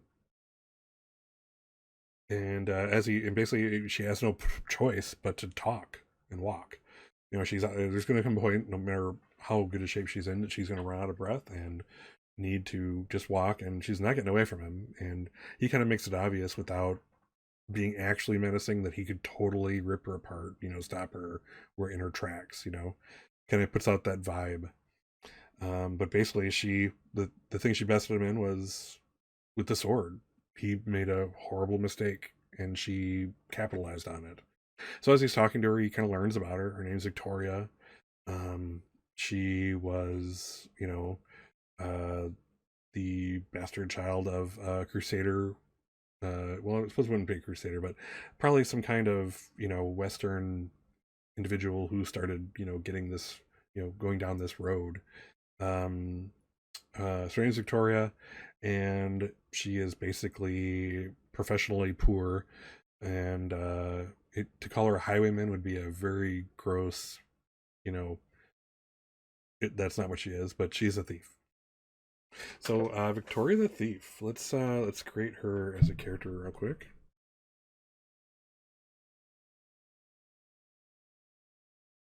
She sounds cool, doesn't she? I'd like to see her reappear someday. All right. Okay. So Victoria, oh, wayfish, thief. Oh, wayfish, wavefish, wayfish, wave. It has to be wave. Yep, we're gonna use that. We're gonna call it a word. A wayfish thief on the Crusaders Road. Cool. All right, we've created Victoria. So we have these people here. We're starting to lose resources. That's not good. But here we are. All right, so let's do the journal, and then we'll do my experience, and then we'll go on. Let's see this here just to be ready for it, and go to the journal. Okay, so this is the fifth move, or the fifth prompt chronologically. It's 7 again. So 5, 7. It's 1 again, and it's still going to be 1099. Okay. While encountering a village on the road, I stopped at the inn in search of either shelter or food, and found the inn full of drunkenly slumbering crusaders. On the way home, when trying to decide what to do with this situation, I noticed a young slight woman, dressed in burlap and carrying a sword, come from the shadows and swipe a purse or two before leaving the darkening inn. In amusement, I followed, and in my what's the word I'm looking for? It's like in my foolishness. Let's try that. Lodged the tip of my sword into a wooden wall in front of her in hopes of stopping her. Instead, she used the pommel of her rusty sword against the flat of my blade, the tip of which was still held fast in the wall, and shattered it. She kept running. Followed, first aghast at the loss of my weapon, but then quickly became amused and followed her as she ran until she was too tired to run more. I walked with her and talked with her, all the while projecting an air of power and danger, lest she, let's see, I suppose, yeah, I want to make, the whole idea was to kind of make her, you're scared, I want to talk to you, and this is how I'm going to make you talk to me, lest she not converse. Her name was Victoria, and her home was always the road. Perhaps we shall meet again on some ways down upon it. All right, so that leaves my experience. Let's do the experience quick. Let's see. Memories.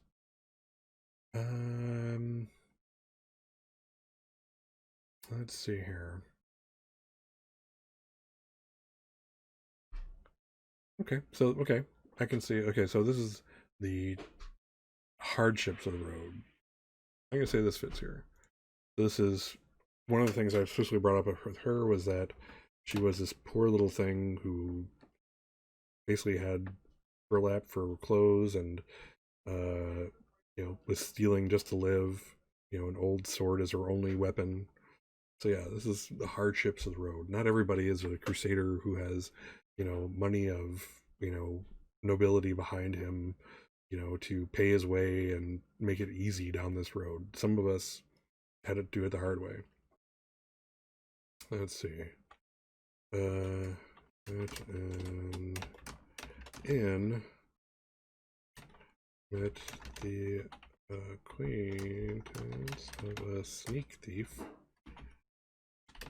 who in her escape broke my sword.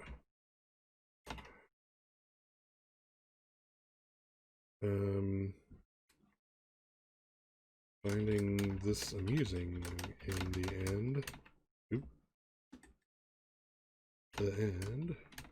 we walked and talked.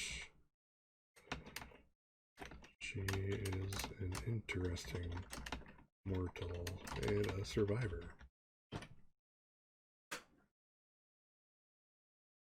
Okay, let's moving these down just a little bit. We'll make more room.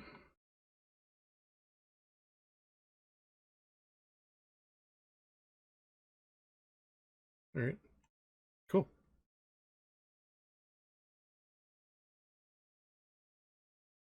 All right, on to the next prompt, I think. Yeah, okay, we did everything for this prompt. All right, let's find out where we go. Next prompt, here we are. 1. All right, I'll take a 1. All right, so that takes us to prompt in the alternate prompts. This takes us to prompt 8. A temple or monument is dedicated to some mortal you knew long ago. How do you react when you learn of this? Is it appropriate? If you still remember the mortal, gain 1 resource. If you possess something that belonged to the mortal, May trade it for 2 resources. Ah! Oh, jeez. This is a little, again, this is where they, where like when it warns you about the alternate prompts that things are kind of out of chronological order. So I really haven't had time to get this experience. This prompt probably should have been later in this thing, but I'll do it anyway. We'll see about what we have. Um, Temple or monument?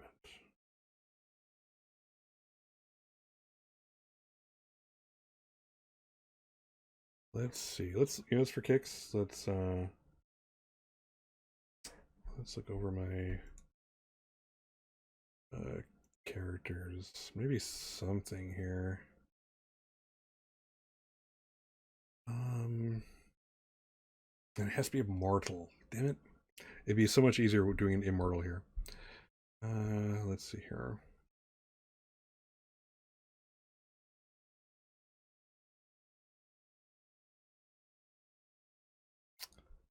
I don't have anything that really fits. Let's see here. Okay, let's look at the prompt again. Temple reminder dedicates to mortal you long ago. All right, so because this is again, I can fudge the rules. I'm gonna say that this has to do with um, Lamia. Again, I I gotta go Lamia, even though she's an immortal. Again, I'm out of this is out of order, so I'm gonna fudge the rules here. I think I think creator of the game would understand. So I'm gonna go Lamia. She's a vampiress who turned me. So that'd be interesting. This is gonna be an interesting prompt, I think. So let's say it's a temple. Okay. Uh,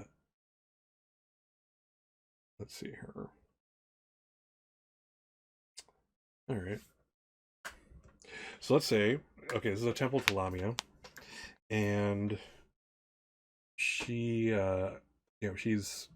I get the feeling just in the little creation thought I've done about her that she does want to be worshipped, like literally worshipped like a goddess.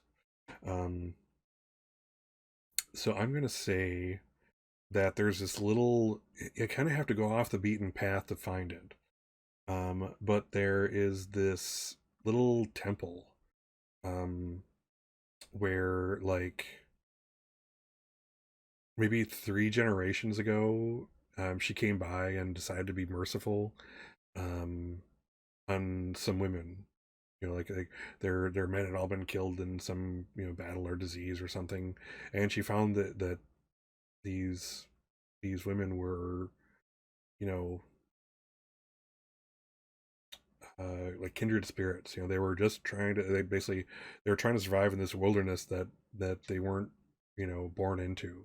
Was and she helped them. She probably killed you know uh deer or whatever for them. She probably fed them, and she'd come back. Like it'd be like a thing a goddess does. You ask for her and she comes. Or this specific day we give thanks, and if we give this thanks, we get the bounty.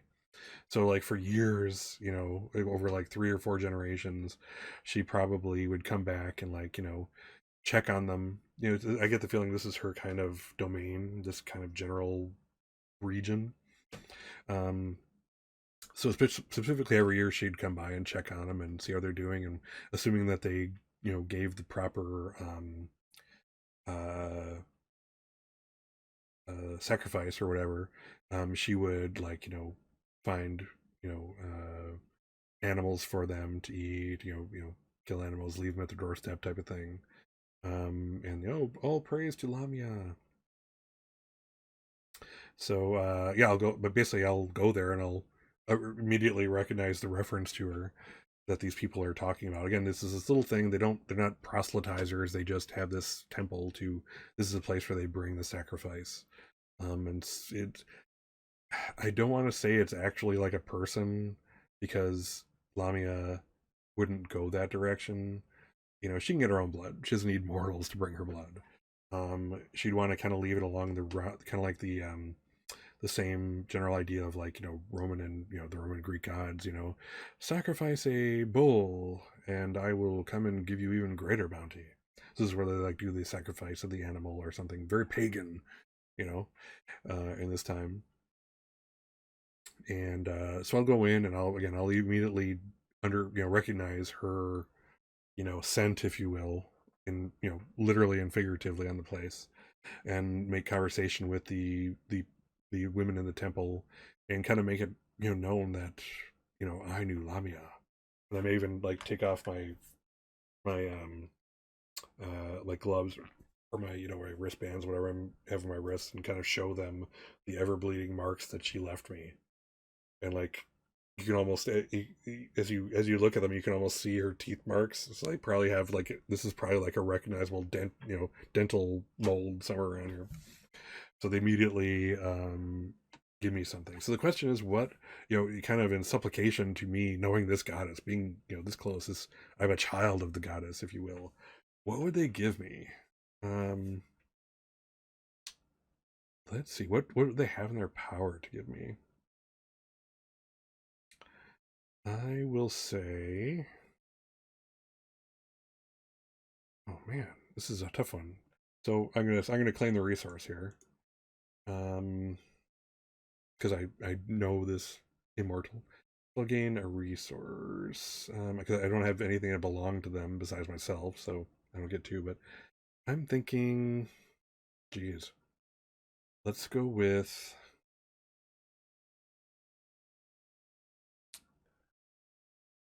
Let's see.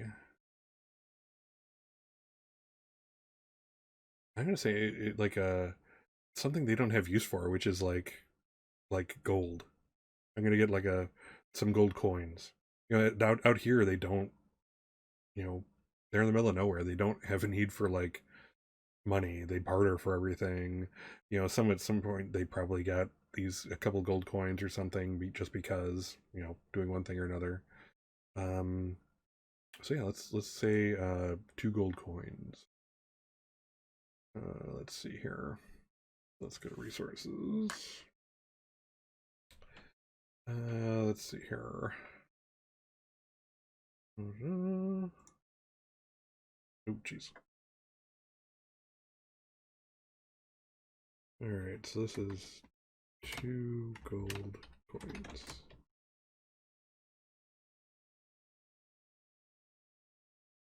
Well, here, let's kind of take stock of what I have still.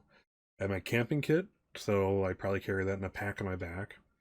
And I have my vows. They're technically resources. I can see how like these could be taken from me at some point if I like finally reach the right point or whatever. But I'm kind of it's kind of sad how little I could do with these as actual resources. And now I have 2 gold coins. So there we are. Let's do the journal, and then do my experience, and go to the next round. So let's go journal. All right. Okay. So this is 6 dot. Let's see. So I went +1, so I get it's 8. Prompt 8 is what I'm on. Yep. All right. Prompt 8. It only has 1, and let's call this. Let's call this 1100. I think I've moved enough down the road that it's probably a year later. They say the first 6 to 8 prompts should probably be like, you're still kind of getting used to your life as a vampire, and not to go too many years. But soon after this, I'm going to feel free to jump ahead potential years or decades even. All right, so I'm now in the year 1100 Common Era. All right, so continuing my journey, I came upon a small chapel or a temple. Perhaps more the latter than the former. Let's see, after careful observation, I found that it was kept up by a small, well, let's call it a group of women. They're probably more than there were 3 generations ago. A group of women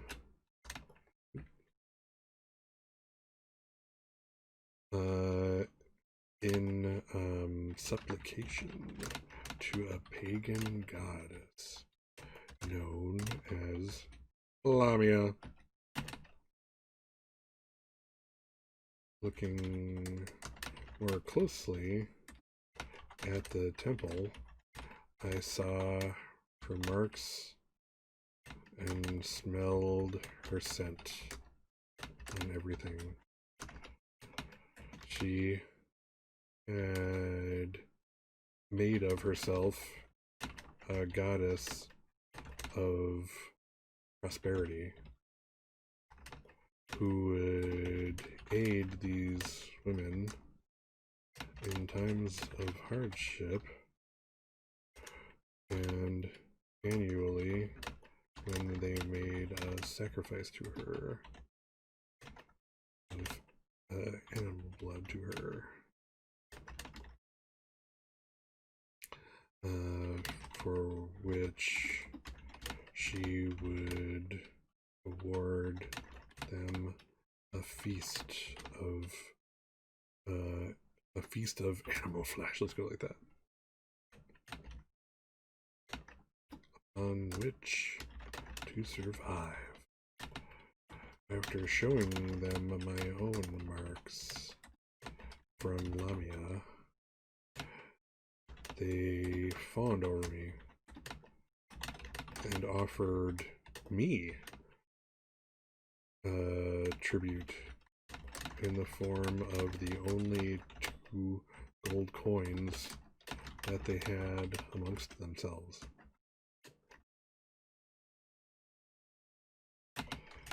I took it graciously and went on my way. Alright, so let's go make an experience of that. Let's see.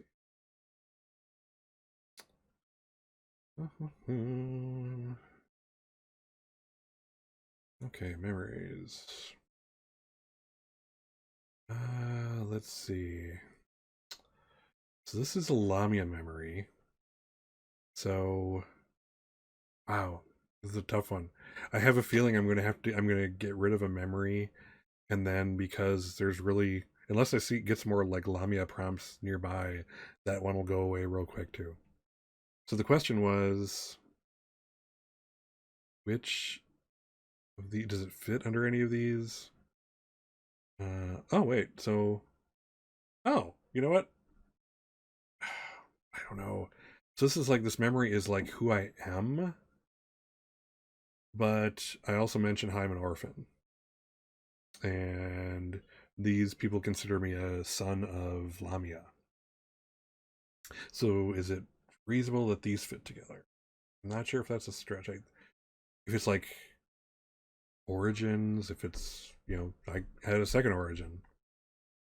I'm gonna go with it. Let's make this a theme. So, okay.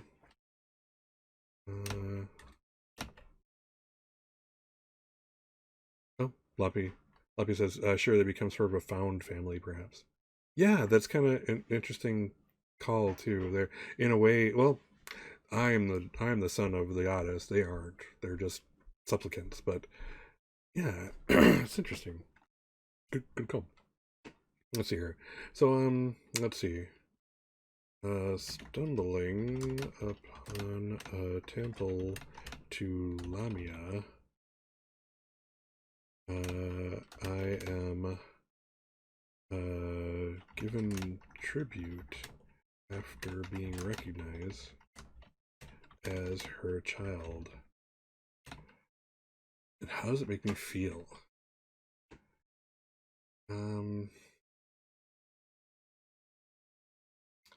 I took the gift for what it was and thought little in the way of Lamia about it. She really didn't stick around, so I don't feel like Guillaume would really see her as this mother figure. She abandoned him immediately. So yeah, so let's move this stuff down. So memories are filling up. We're getting to the point where you're going to get to the horror of this game, which is deciding which you stop remembering.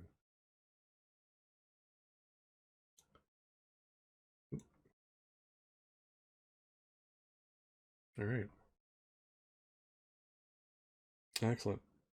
Cool. All right. So yeah, we're filling up. So let's see. So my first memory, we have 2 experiences under it. 2 experiences under the second, and the third, fourth, and I filled up my fifth with you know, memories of the road. Um, so yeah, I'm going to be definitely losing some memories soon. And this is kind of, this is like the opposite of the Highlander concept, where like these Highlanders are immortal, um, but they remember literally freaking everything. They know what they had for breakfast 250 years ago. They have all these memories, and they don't. It's never alluded to that they really forget a whole lot. Whereas the vampire, the horror part of the horror of its whole situation is, you know, eventually you might have to give up like who I am. I'm gonna forget my own origin potentially.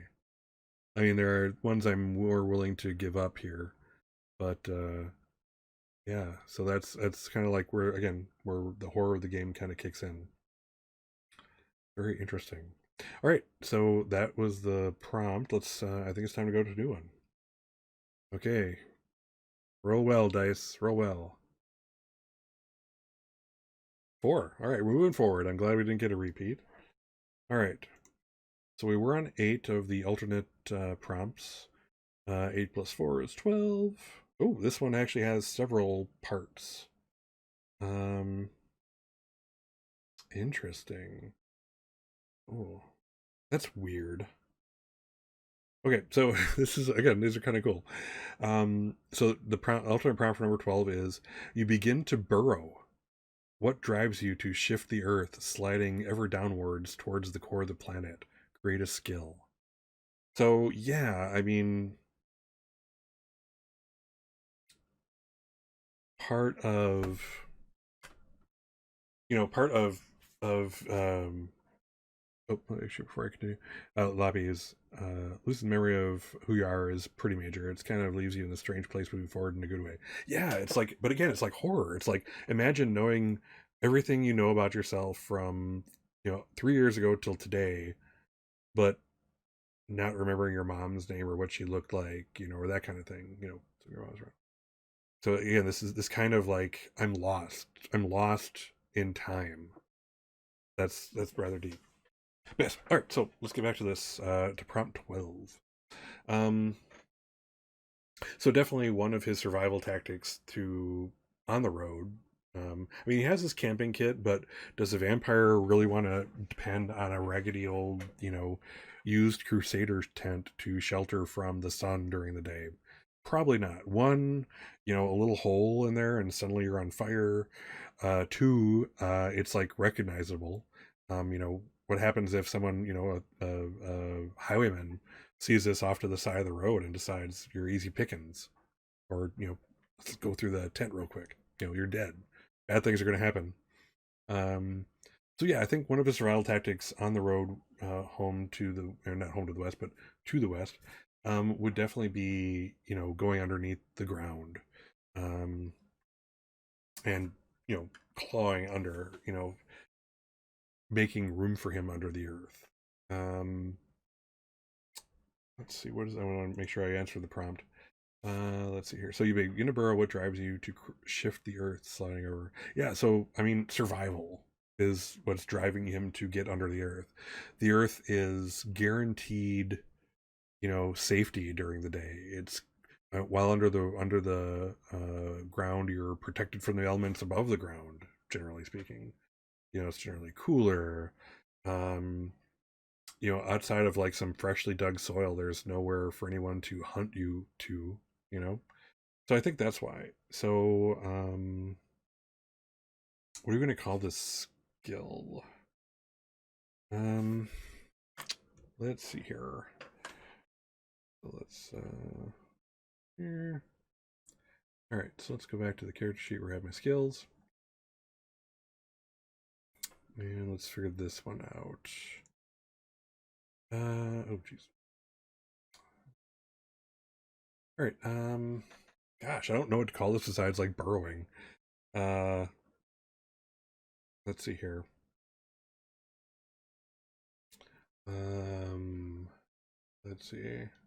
Well, I'm just gonna call it like, yeah. I'm just gonna call it burrowing. I'm just not feeling creative with this prompt at this point. So burrowing. Let's call it burrowing. Ooh. Okay. All right. So let's hit the journal. And let's see here. All right, so this is prompt 7 of my journey in chronological order. So 7th prompt, this prompt is prompt 12. It is the first prompt of prompt 12. And I'm going to say that let's jump forward here. We're getting close to 8 where it's like, you're expected to kind of start jumping ahead. So I'm going to call it, let's just do 11:01. This is slow going down the road. I mean, he has to be careful that he's not seen at the right places or the wrong places. So I'm going to say that this is, again, this is slow going. I'm going to probably say he, let's see, where would he be at? I'm going to say he, like, is just about to cross from Nicaea to Constantinople. Like he's on that isthmus or whatever, if you will. Or is it isthmus? Yeah. Anyway. Alright, so let's see. The journey down the road is a difficult one.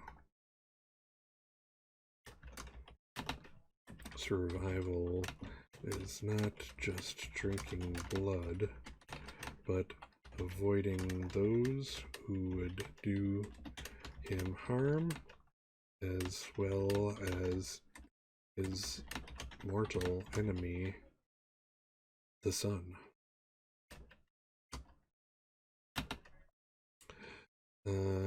Oh, am I doing it?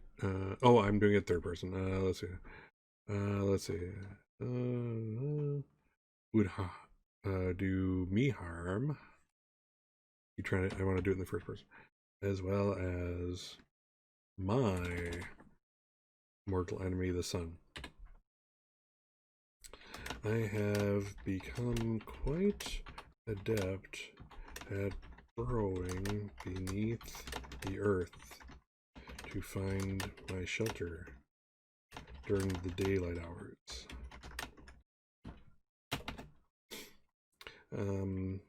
It keeps me cool.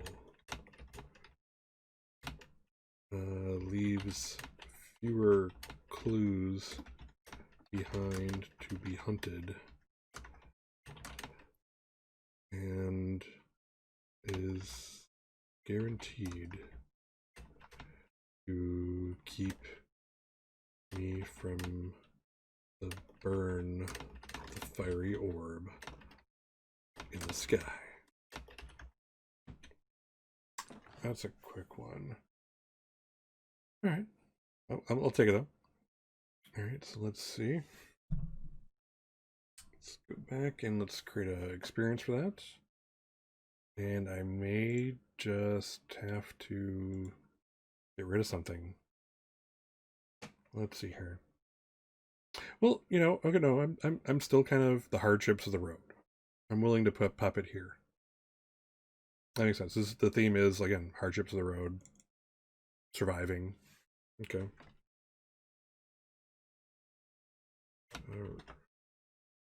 I mastered the art burrowing beneath the earth.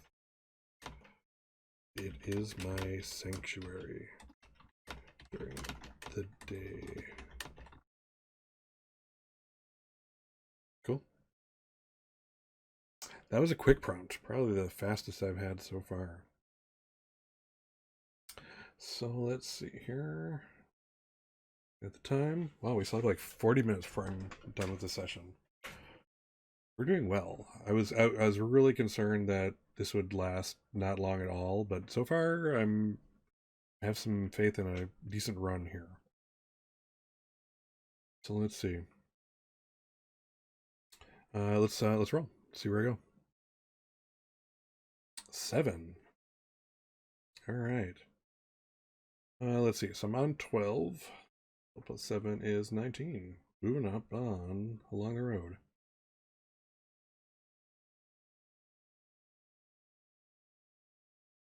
I don't know what this means.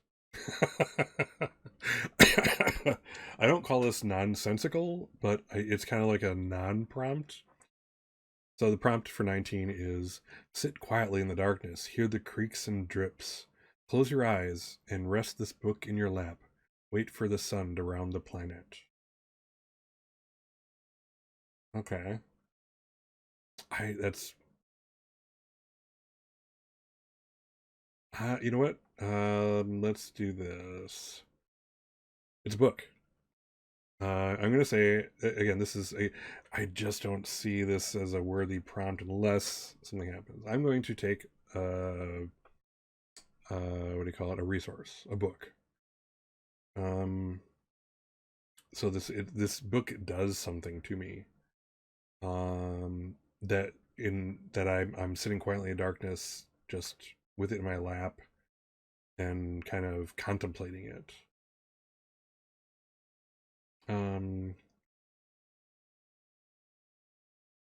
Let's see. So the question is, what kind of book would it be? Again, these are alternate prompts, so they just kind of are rule breakers and don't make a lot of sense sometimes. So I'm trying to make them work in a way that I think they should be working with the system. So it wants to give me a resource, so I'm going to take it.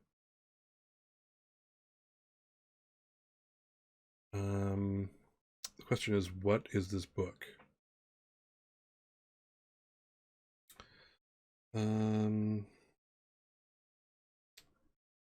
Let's see here.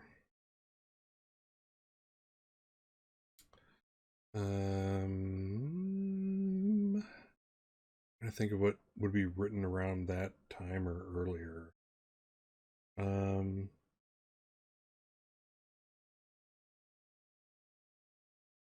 Again, so I'm not a historian, but and please don't judge me for that.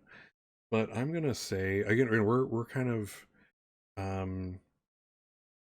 we're in the East. I'm gonna say like it's like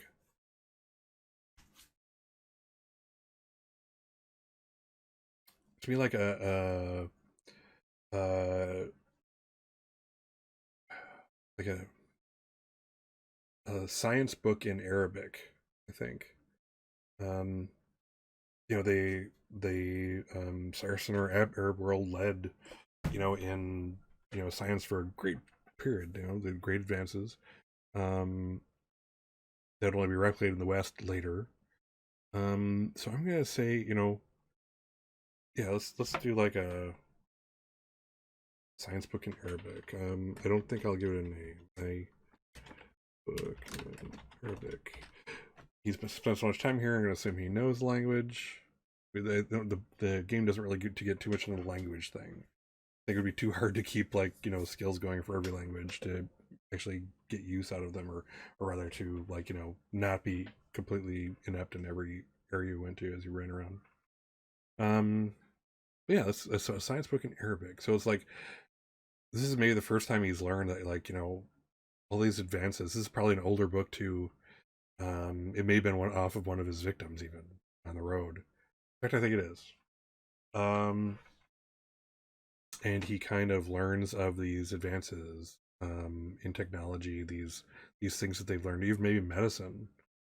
Um, interesting movie was the the physician. It was like a story of a man who goes from the Western world to, I think it was Jerusalem, to kind of learn medicine.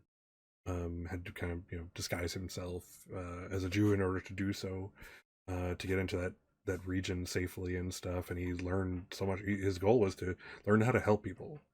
And so I'm gonna say, yeah, so let's do a science book in Arabic. Let's run with that. Let's go. Let's have some fun. That's right. Let's go to the journal. Journal first.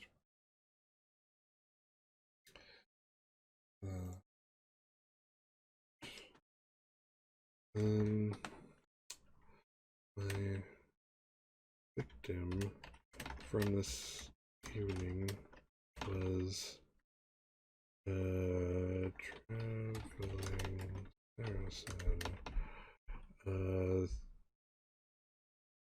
a crooked back and wrinkled skin and a posture which told of a death soon to come. I decided to give him peace.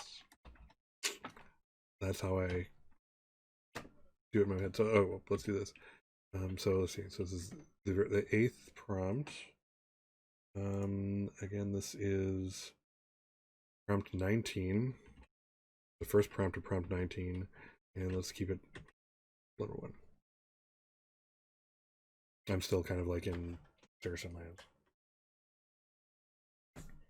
Let's see here. Okay, so I decided to give him peace. Amongst his belongings, I found a crumbling book written in Arabic, whatever you would have called it, the Saracen tongue, in Arabic, detailing scientific truths and medical miracles that had been invented by his people. Yes, let's use this prompt just to get a little more waxing philosophic. So, I fought his people for years. I saw them as my enemy. They were standing between our rightful claim to the Holy Land and the city of Jerusalem. Jerusalem. After all,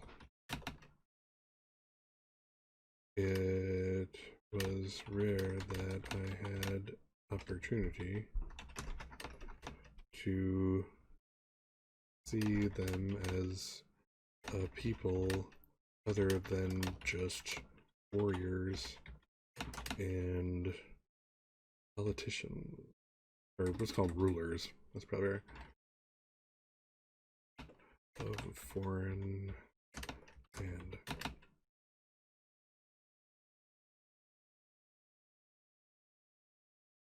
This book is a revelation,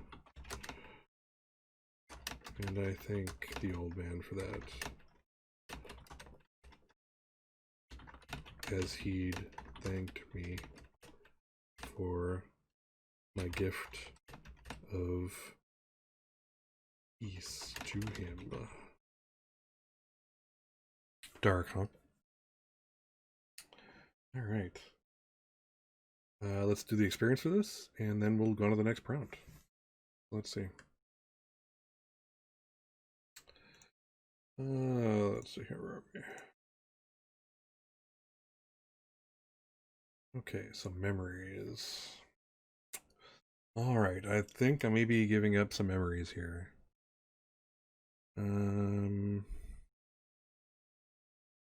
Okay, this is actually supposed to have a little. I'll put the little mark in front of it so I know. Oop.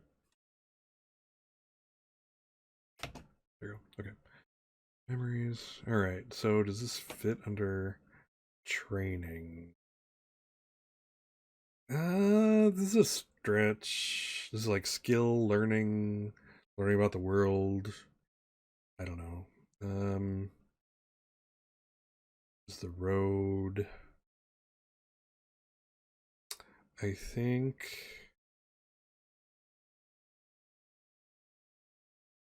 Yeah, let's start a new memory. We're gonna get rid of this one. So let's do this. Oops.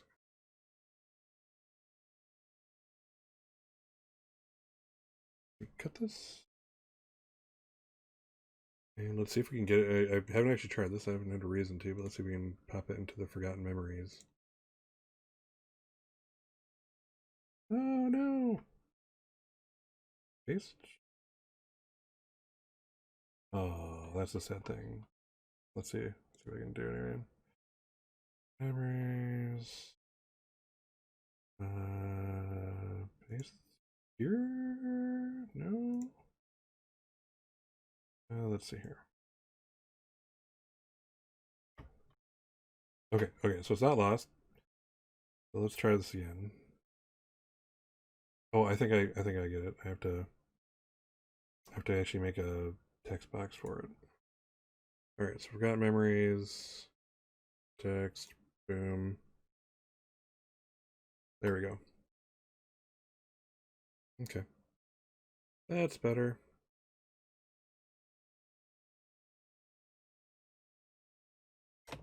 Okay, so the reason I put this aside is that memories can be potentially regained depending on the prompt. All right, so let's go back to my actual memories. I'm now making a new one.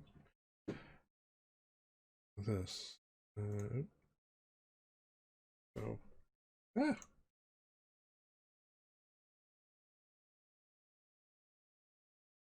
$100. Oh, less than 100. That looks right. Okay. All right. Of my thankful victim on the road to death. Let's see here. My thankful victim. I found a book of science written in the Saracen script.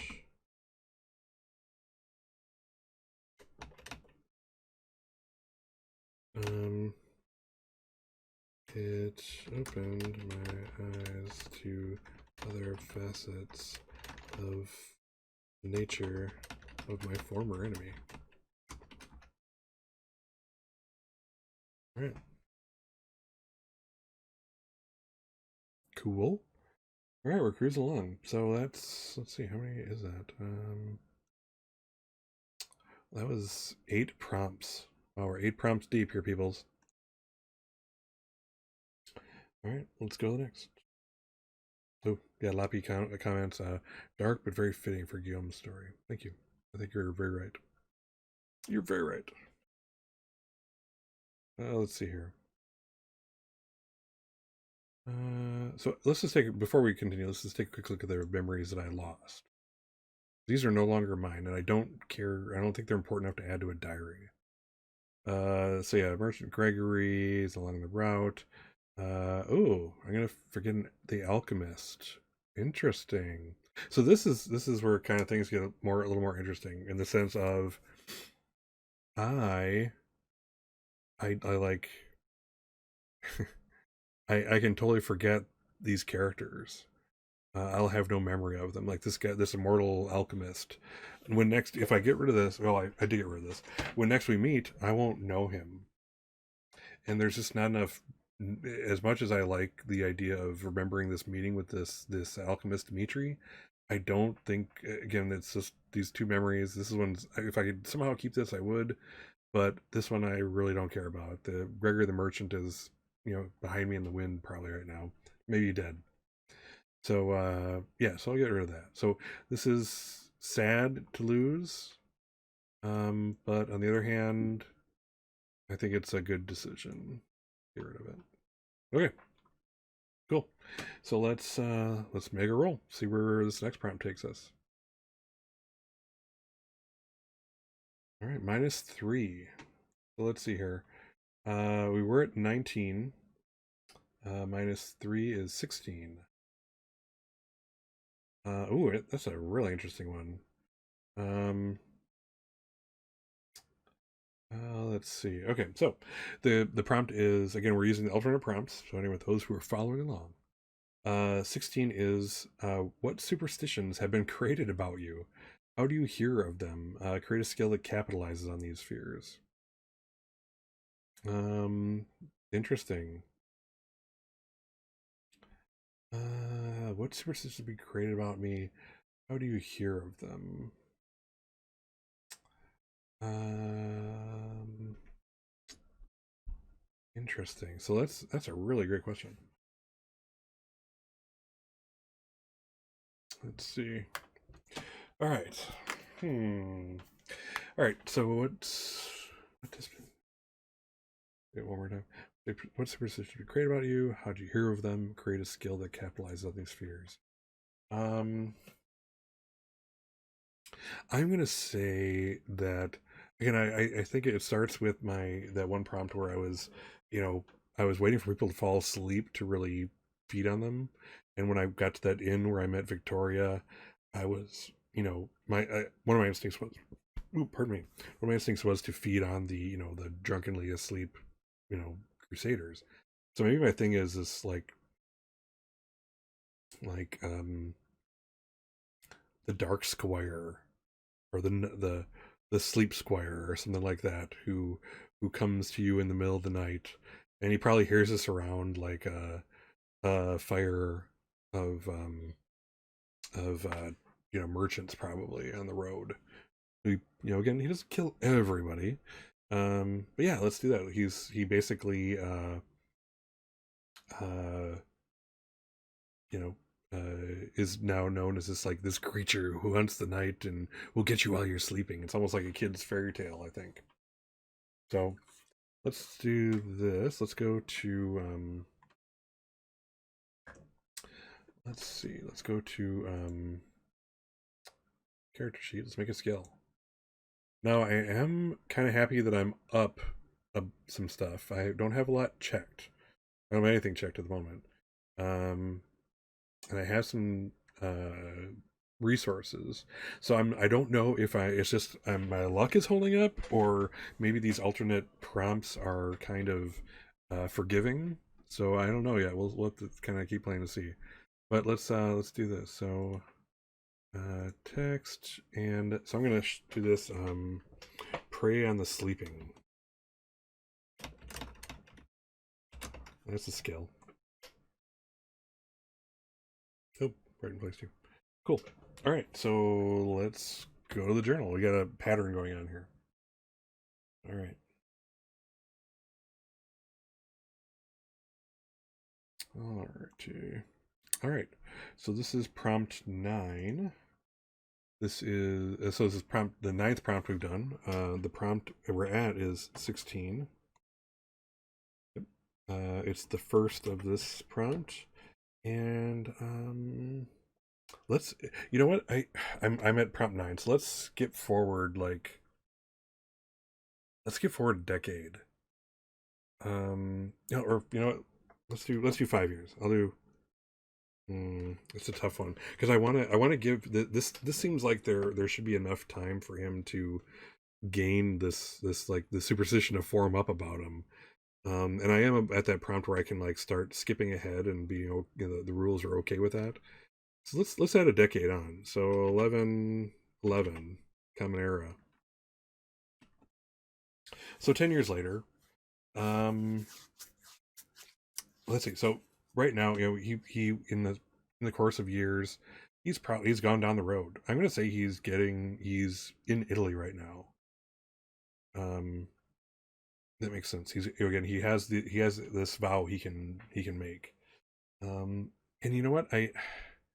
I can see what kills me is like these vows are these vows are going to be very losable soon as resources, because I'm hoping to like actually finish the quest, if you will, for them. So let's say, all right. So let's start the journal part. All right. So, over the course of a decade, I've traveled on, taking my time in my passage, feeding when I need, and running when I need as well.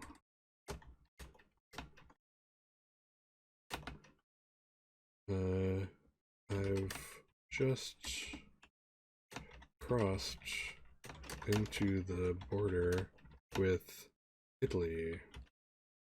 Would it be called Italy at this age? I don't know. Again, not a historian. I don't want to spend a whole lot of time looking stuff up. So we're gonna assume it's called Italy. You know what? I have a little tiny beady map. Let's see if it says anything. Sure, it's Italy. Let's go with that. Let's run with the Italy thing. All right, just crossing the border with Italy, and I've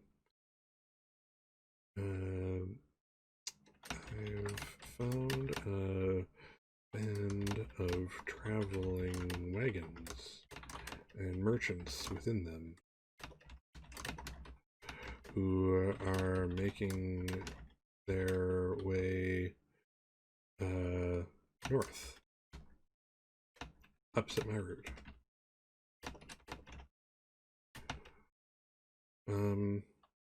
They, over the course of the night, being sure to keep my distance from their roaring bonfire that provides both light and protection, unbeknownst to them for me.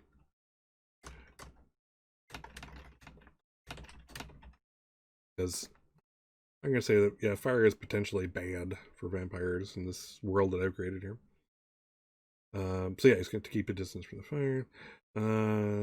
Let's see, for both light protection, we begin exchanging stories. At first, I am reluctant to speak, but decide that I can share my tales under the guise of an uncle of mine that actually made that made the trip. I don't want to say he actually had an uncle, but it's the guy's uncle that made the trip in my fabrication of events. Does that make sense? I'm gonna go with that. So he made it his uncle that he can share stories of being at the Crusades, and he doesn't have to explain how does this kid know anything about the Crusades. Let's see here. I suppose technically, the First Crusade has ended. Jerusalem is being held, and it'll be held for like another 100 years before it's taken back. But I got that much out of my history lessons. All right, so let's see. And the guys of an uncle of mine that made the trip. Thank you, Lappy. Yes. Let's see here. So, events. Talk turns toward things to worry about on the road north when one brings up a story from a local that told of a shadow that moved ever closer to Rome, closer in the direction of Rome. that preyed on the souls of sleeping individuals on the very road on which they traveled. One could only be safe if they stayed completely on the road. And let's see, so we got to make some superstitions. There has to be like, how do you not get, you know, bothered by this shadow? So like, what do you pour on the ground? Let's see. One's gonna be safe if they stay completely on the road, and left twigs entwined in the shape of the Holy Cross and left them on the ashes of the previous night's fire. All right, so basically, yeah. So the superstition has all about these, you know, sleeping people and how can we do this, and oh, we'll use the cross, you know, and yeah, etc., etc. So I think that's interesting. I think we have time for maybe one more prompt before it's time to go for the night, but this will continue on. So let's see if we can get let's take a look at the prompt and we'll decide from there. I don't want to go over the time if I don't have to. Everyone has stuff to do. Let's see. So let's actually I have to make my experience first. So let's do that. Let's see. Okay, so my memory.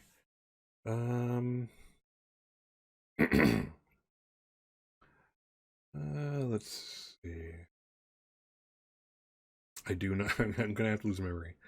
I I I want to keep these Lamia memories as much as possible. And these, you know, these first vampiric memories, but those could go potentially. So let's see here. So who I am. Oh, that's interesting. So okay, so this is family, who I am. I don't know. It's a little too much of a stretch to say that like I am the supernatural. This is superstition that's found its way down the road. All right, I'm gonna have to get rid of memory. This sucks. Evil. This is so tough because there's always like in these memories, there's always like one I really would love to keep, and one, and if there's only two, it's like the one I could totally get rid of without batting an eyelash. There's no great memory to get rid of here. Let's see.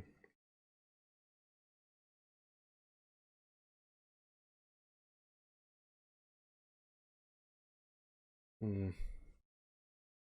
Let's see here. I'm thinking this training means a lot less. I mean, probably Abdul is going to be dying soon. He's gone, you know, he's mortal. I left him on the road behind quite a ways. I'm thinking, mechanically speaking, this is the best memory to get rid of. Let's get rid of this. All right. Let's go to Forgotten Memories. And this here. All right. Now let's put in a real memory, a new memory. Let's see here. Oh, what is this doing?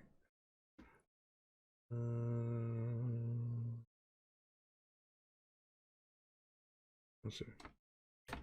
Found out that I am now. Let's see. That a superstition follows me Superstition. Superstition follows me. I found out that a superstition follows me. That even includes a ward to protect against me.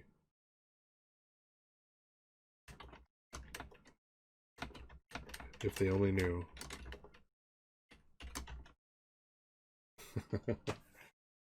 I think that's a good one. Oops.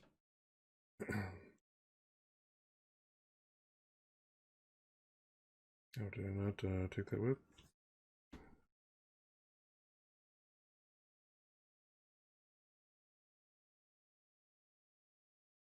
Right.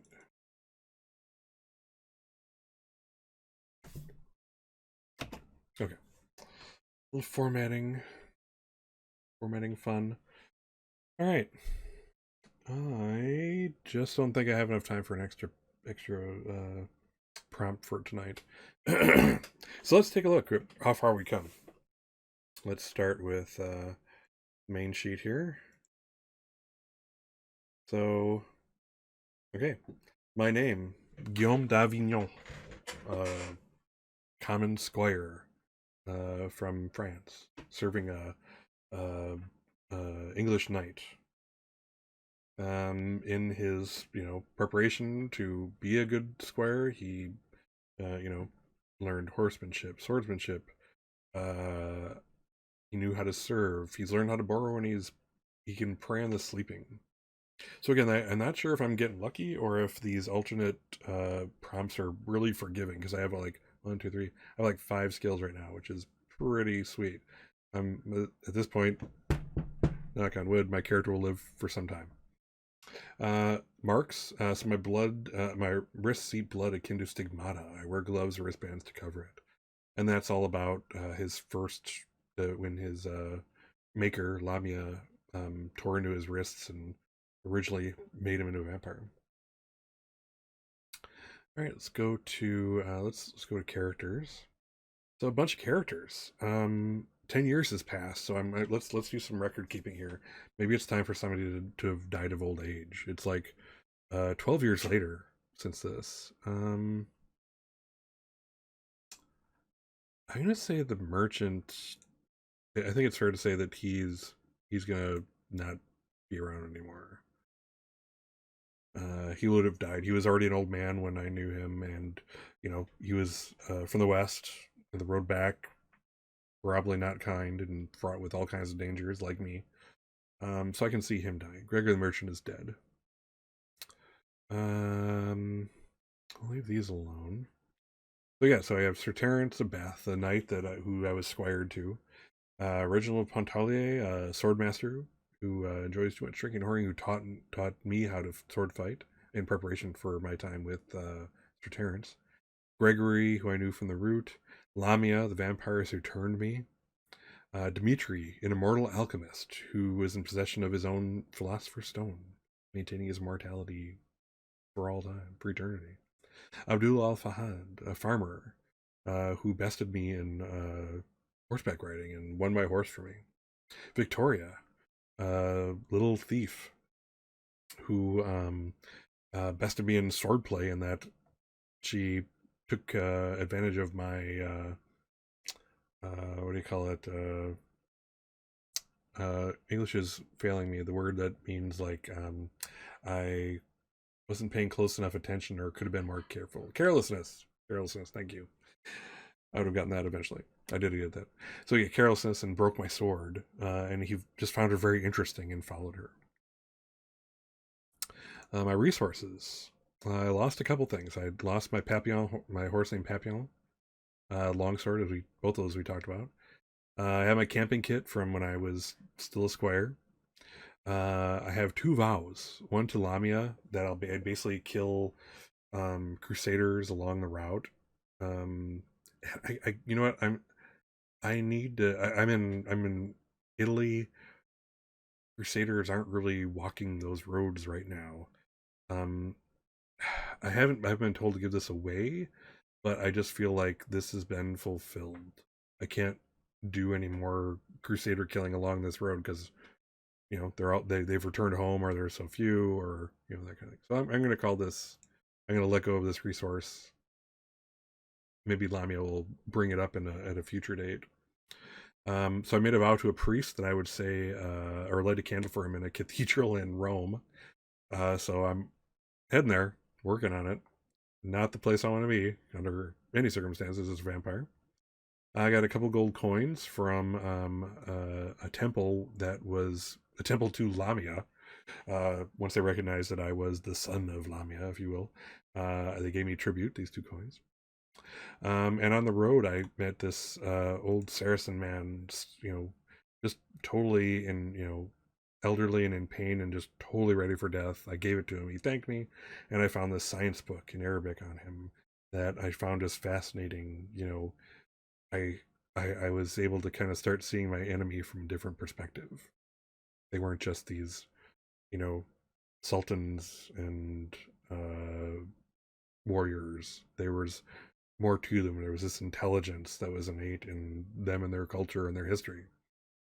So that's a big turning point for someone, a crusader who sees them as like the enemy. And let's go through my memories real quick. We have a couple minutes. So I kept my memory. I still have my memory of like who I am, my identity, if you will.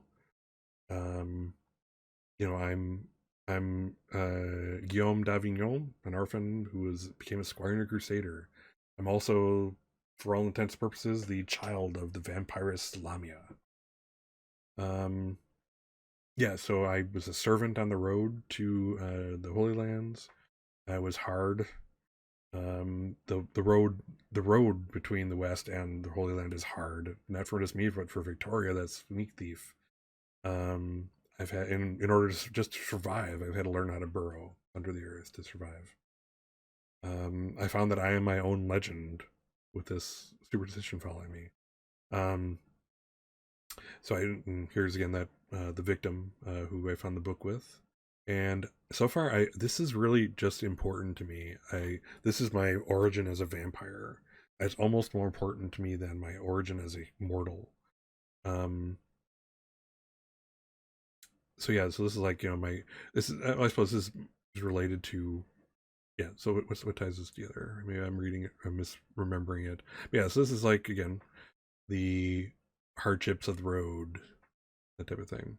So I'm going to hang on to this for a while. I like this is again my first memory of Lamia.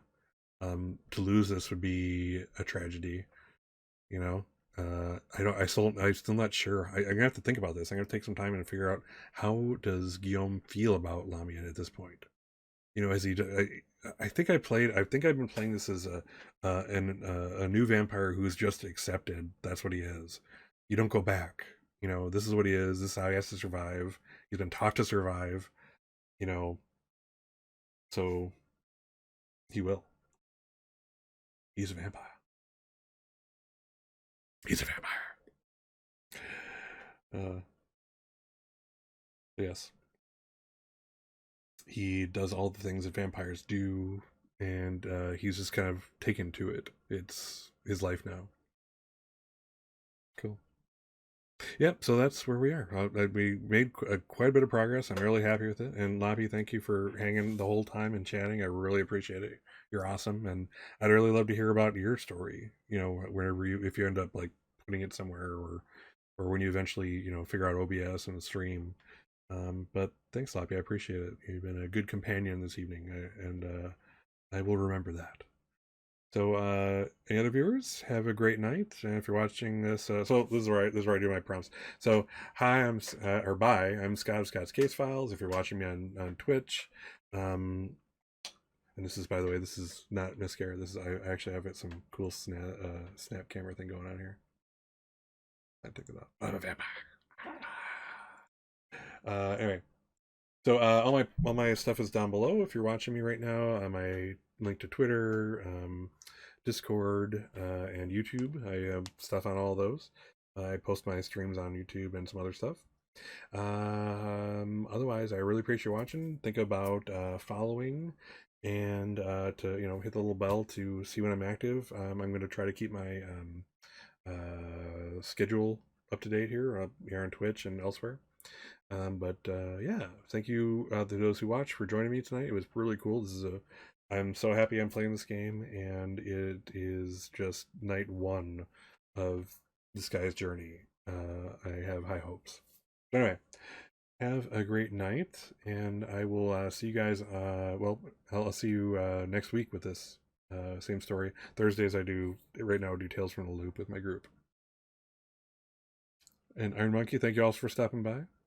But I'm out for now. Everybody have a great night.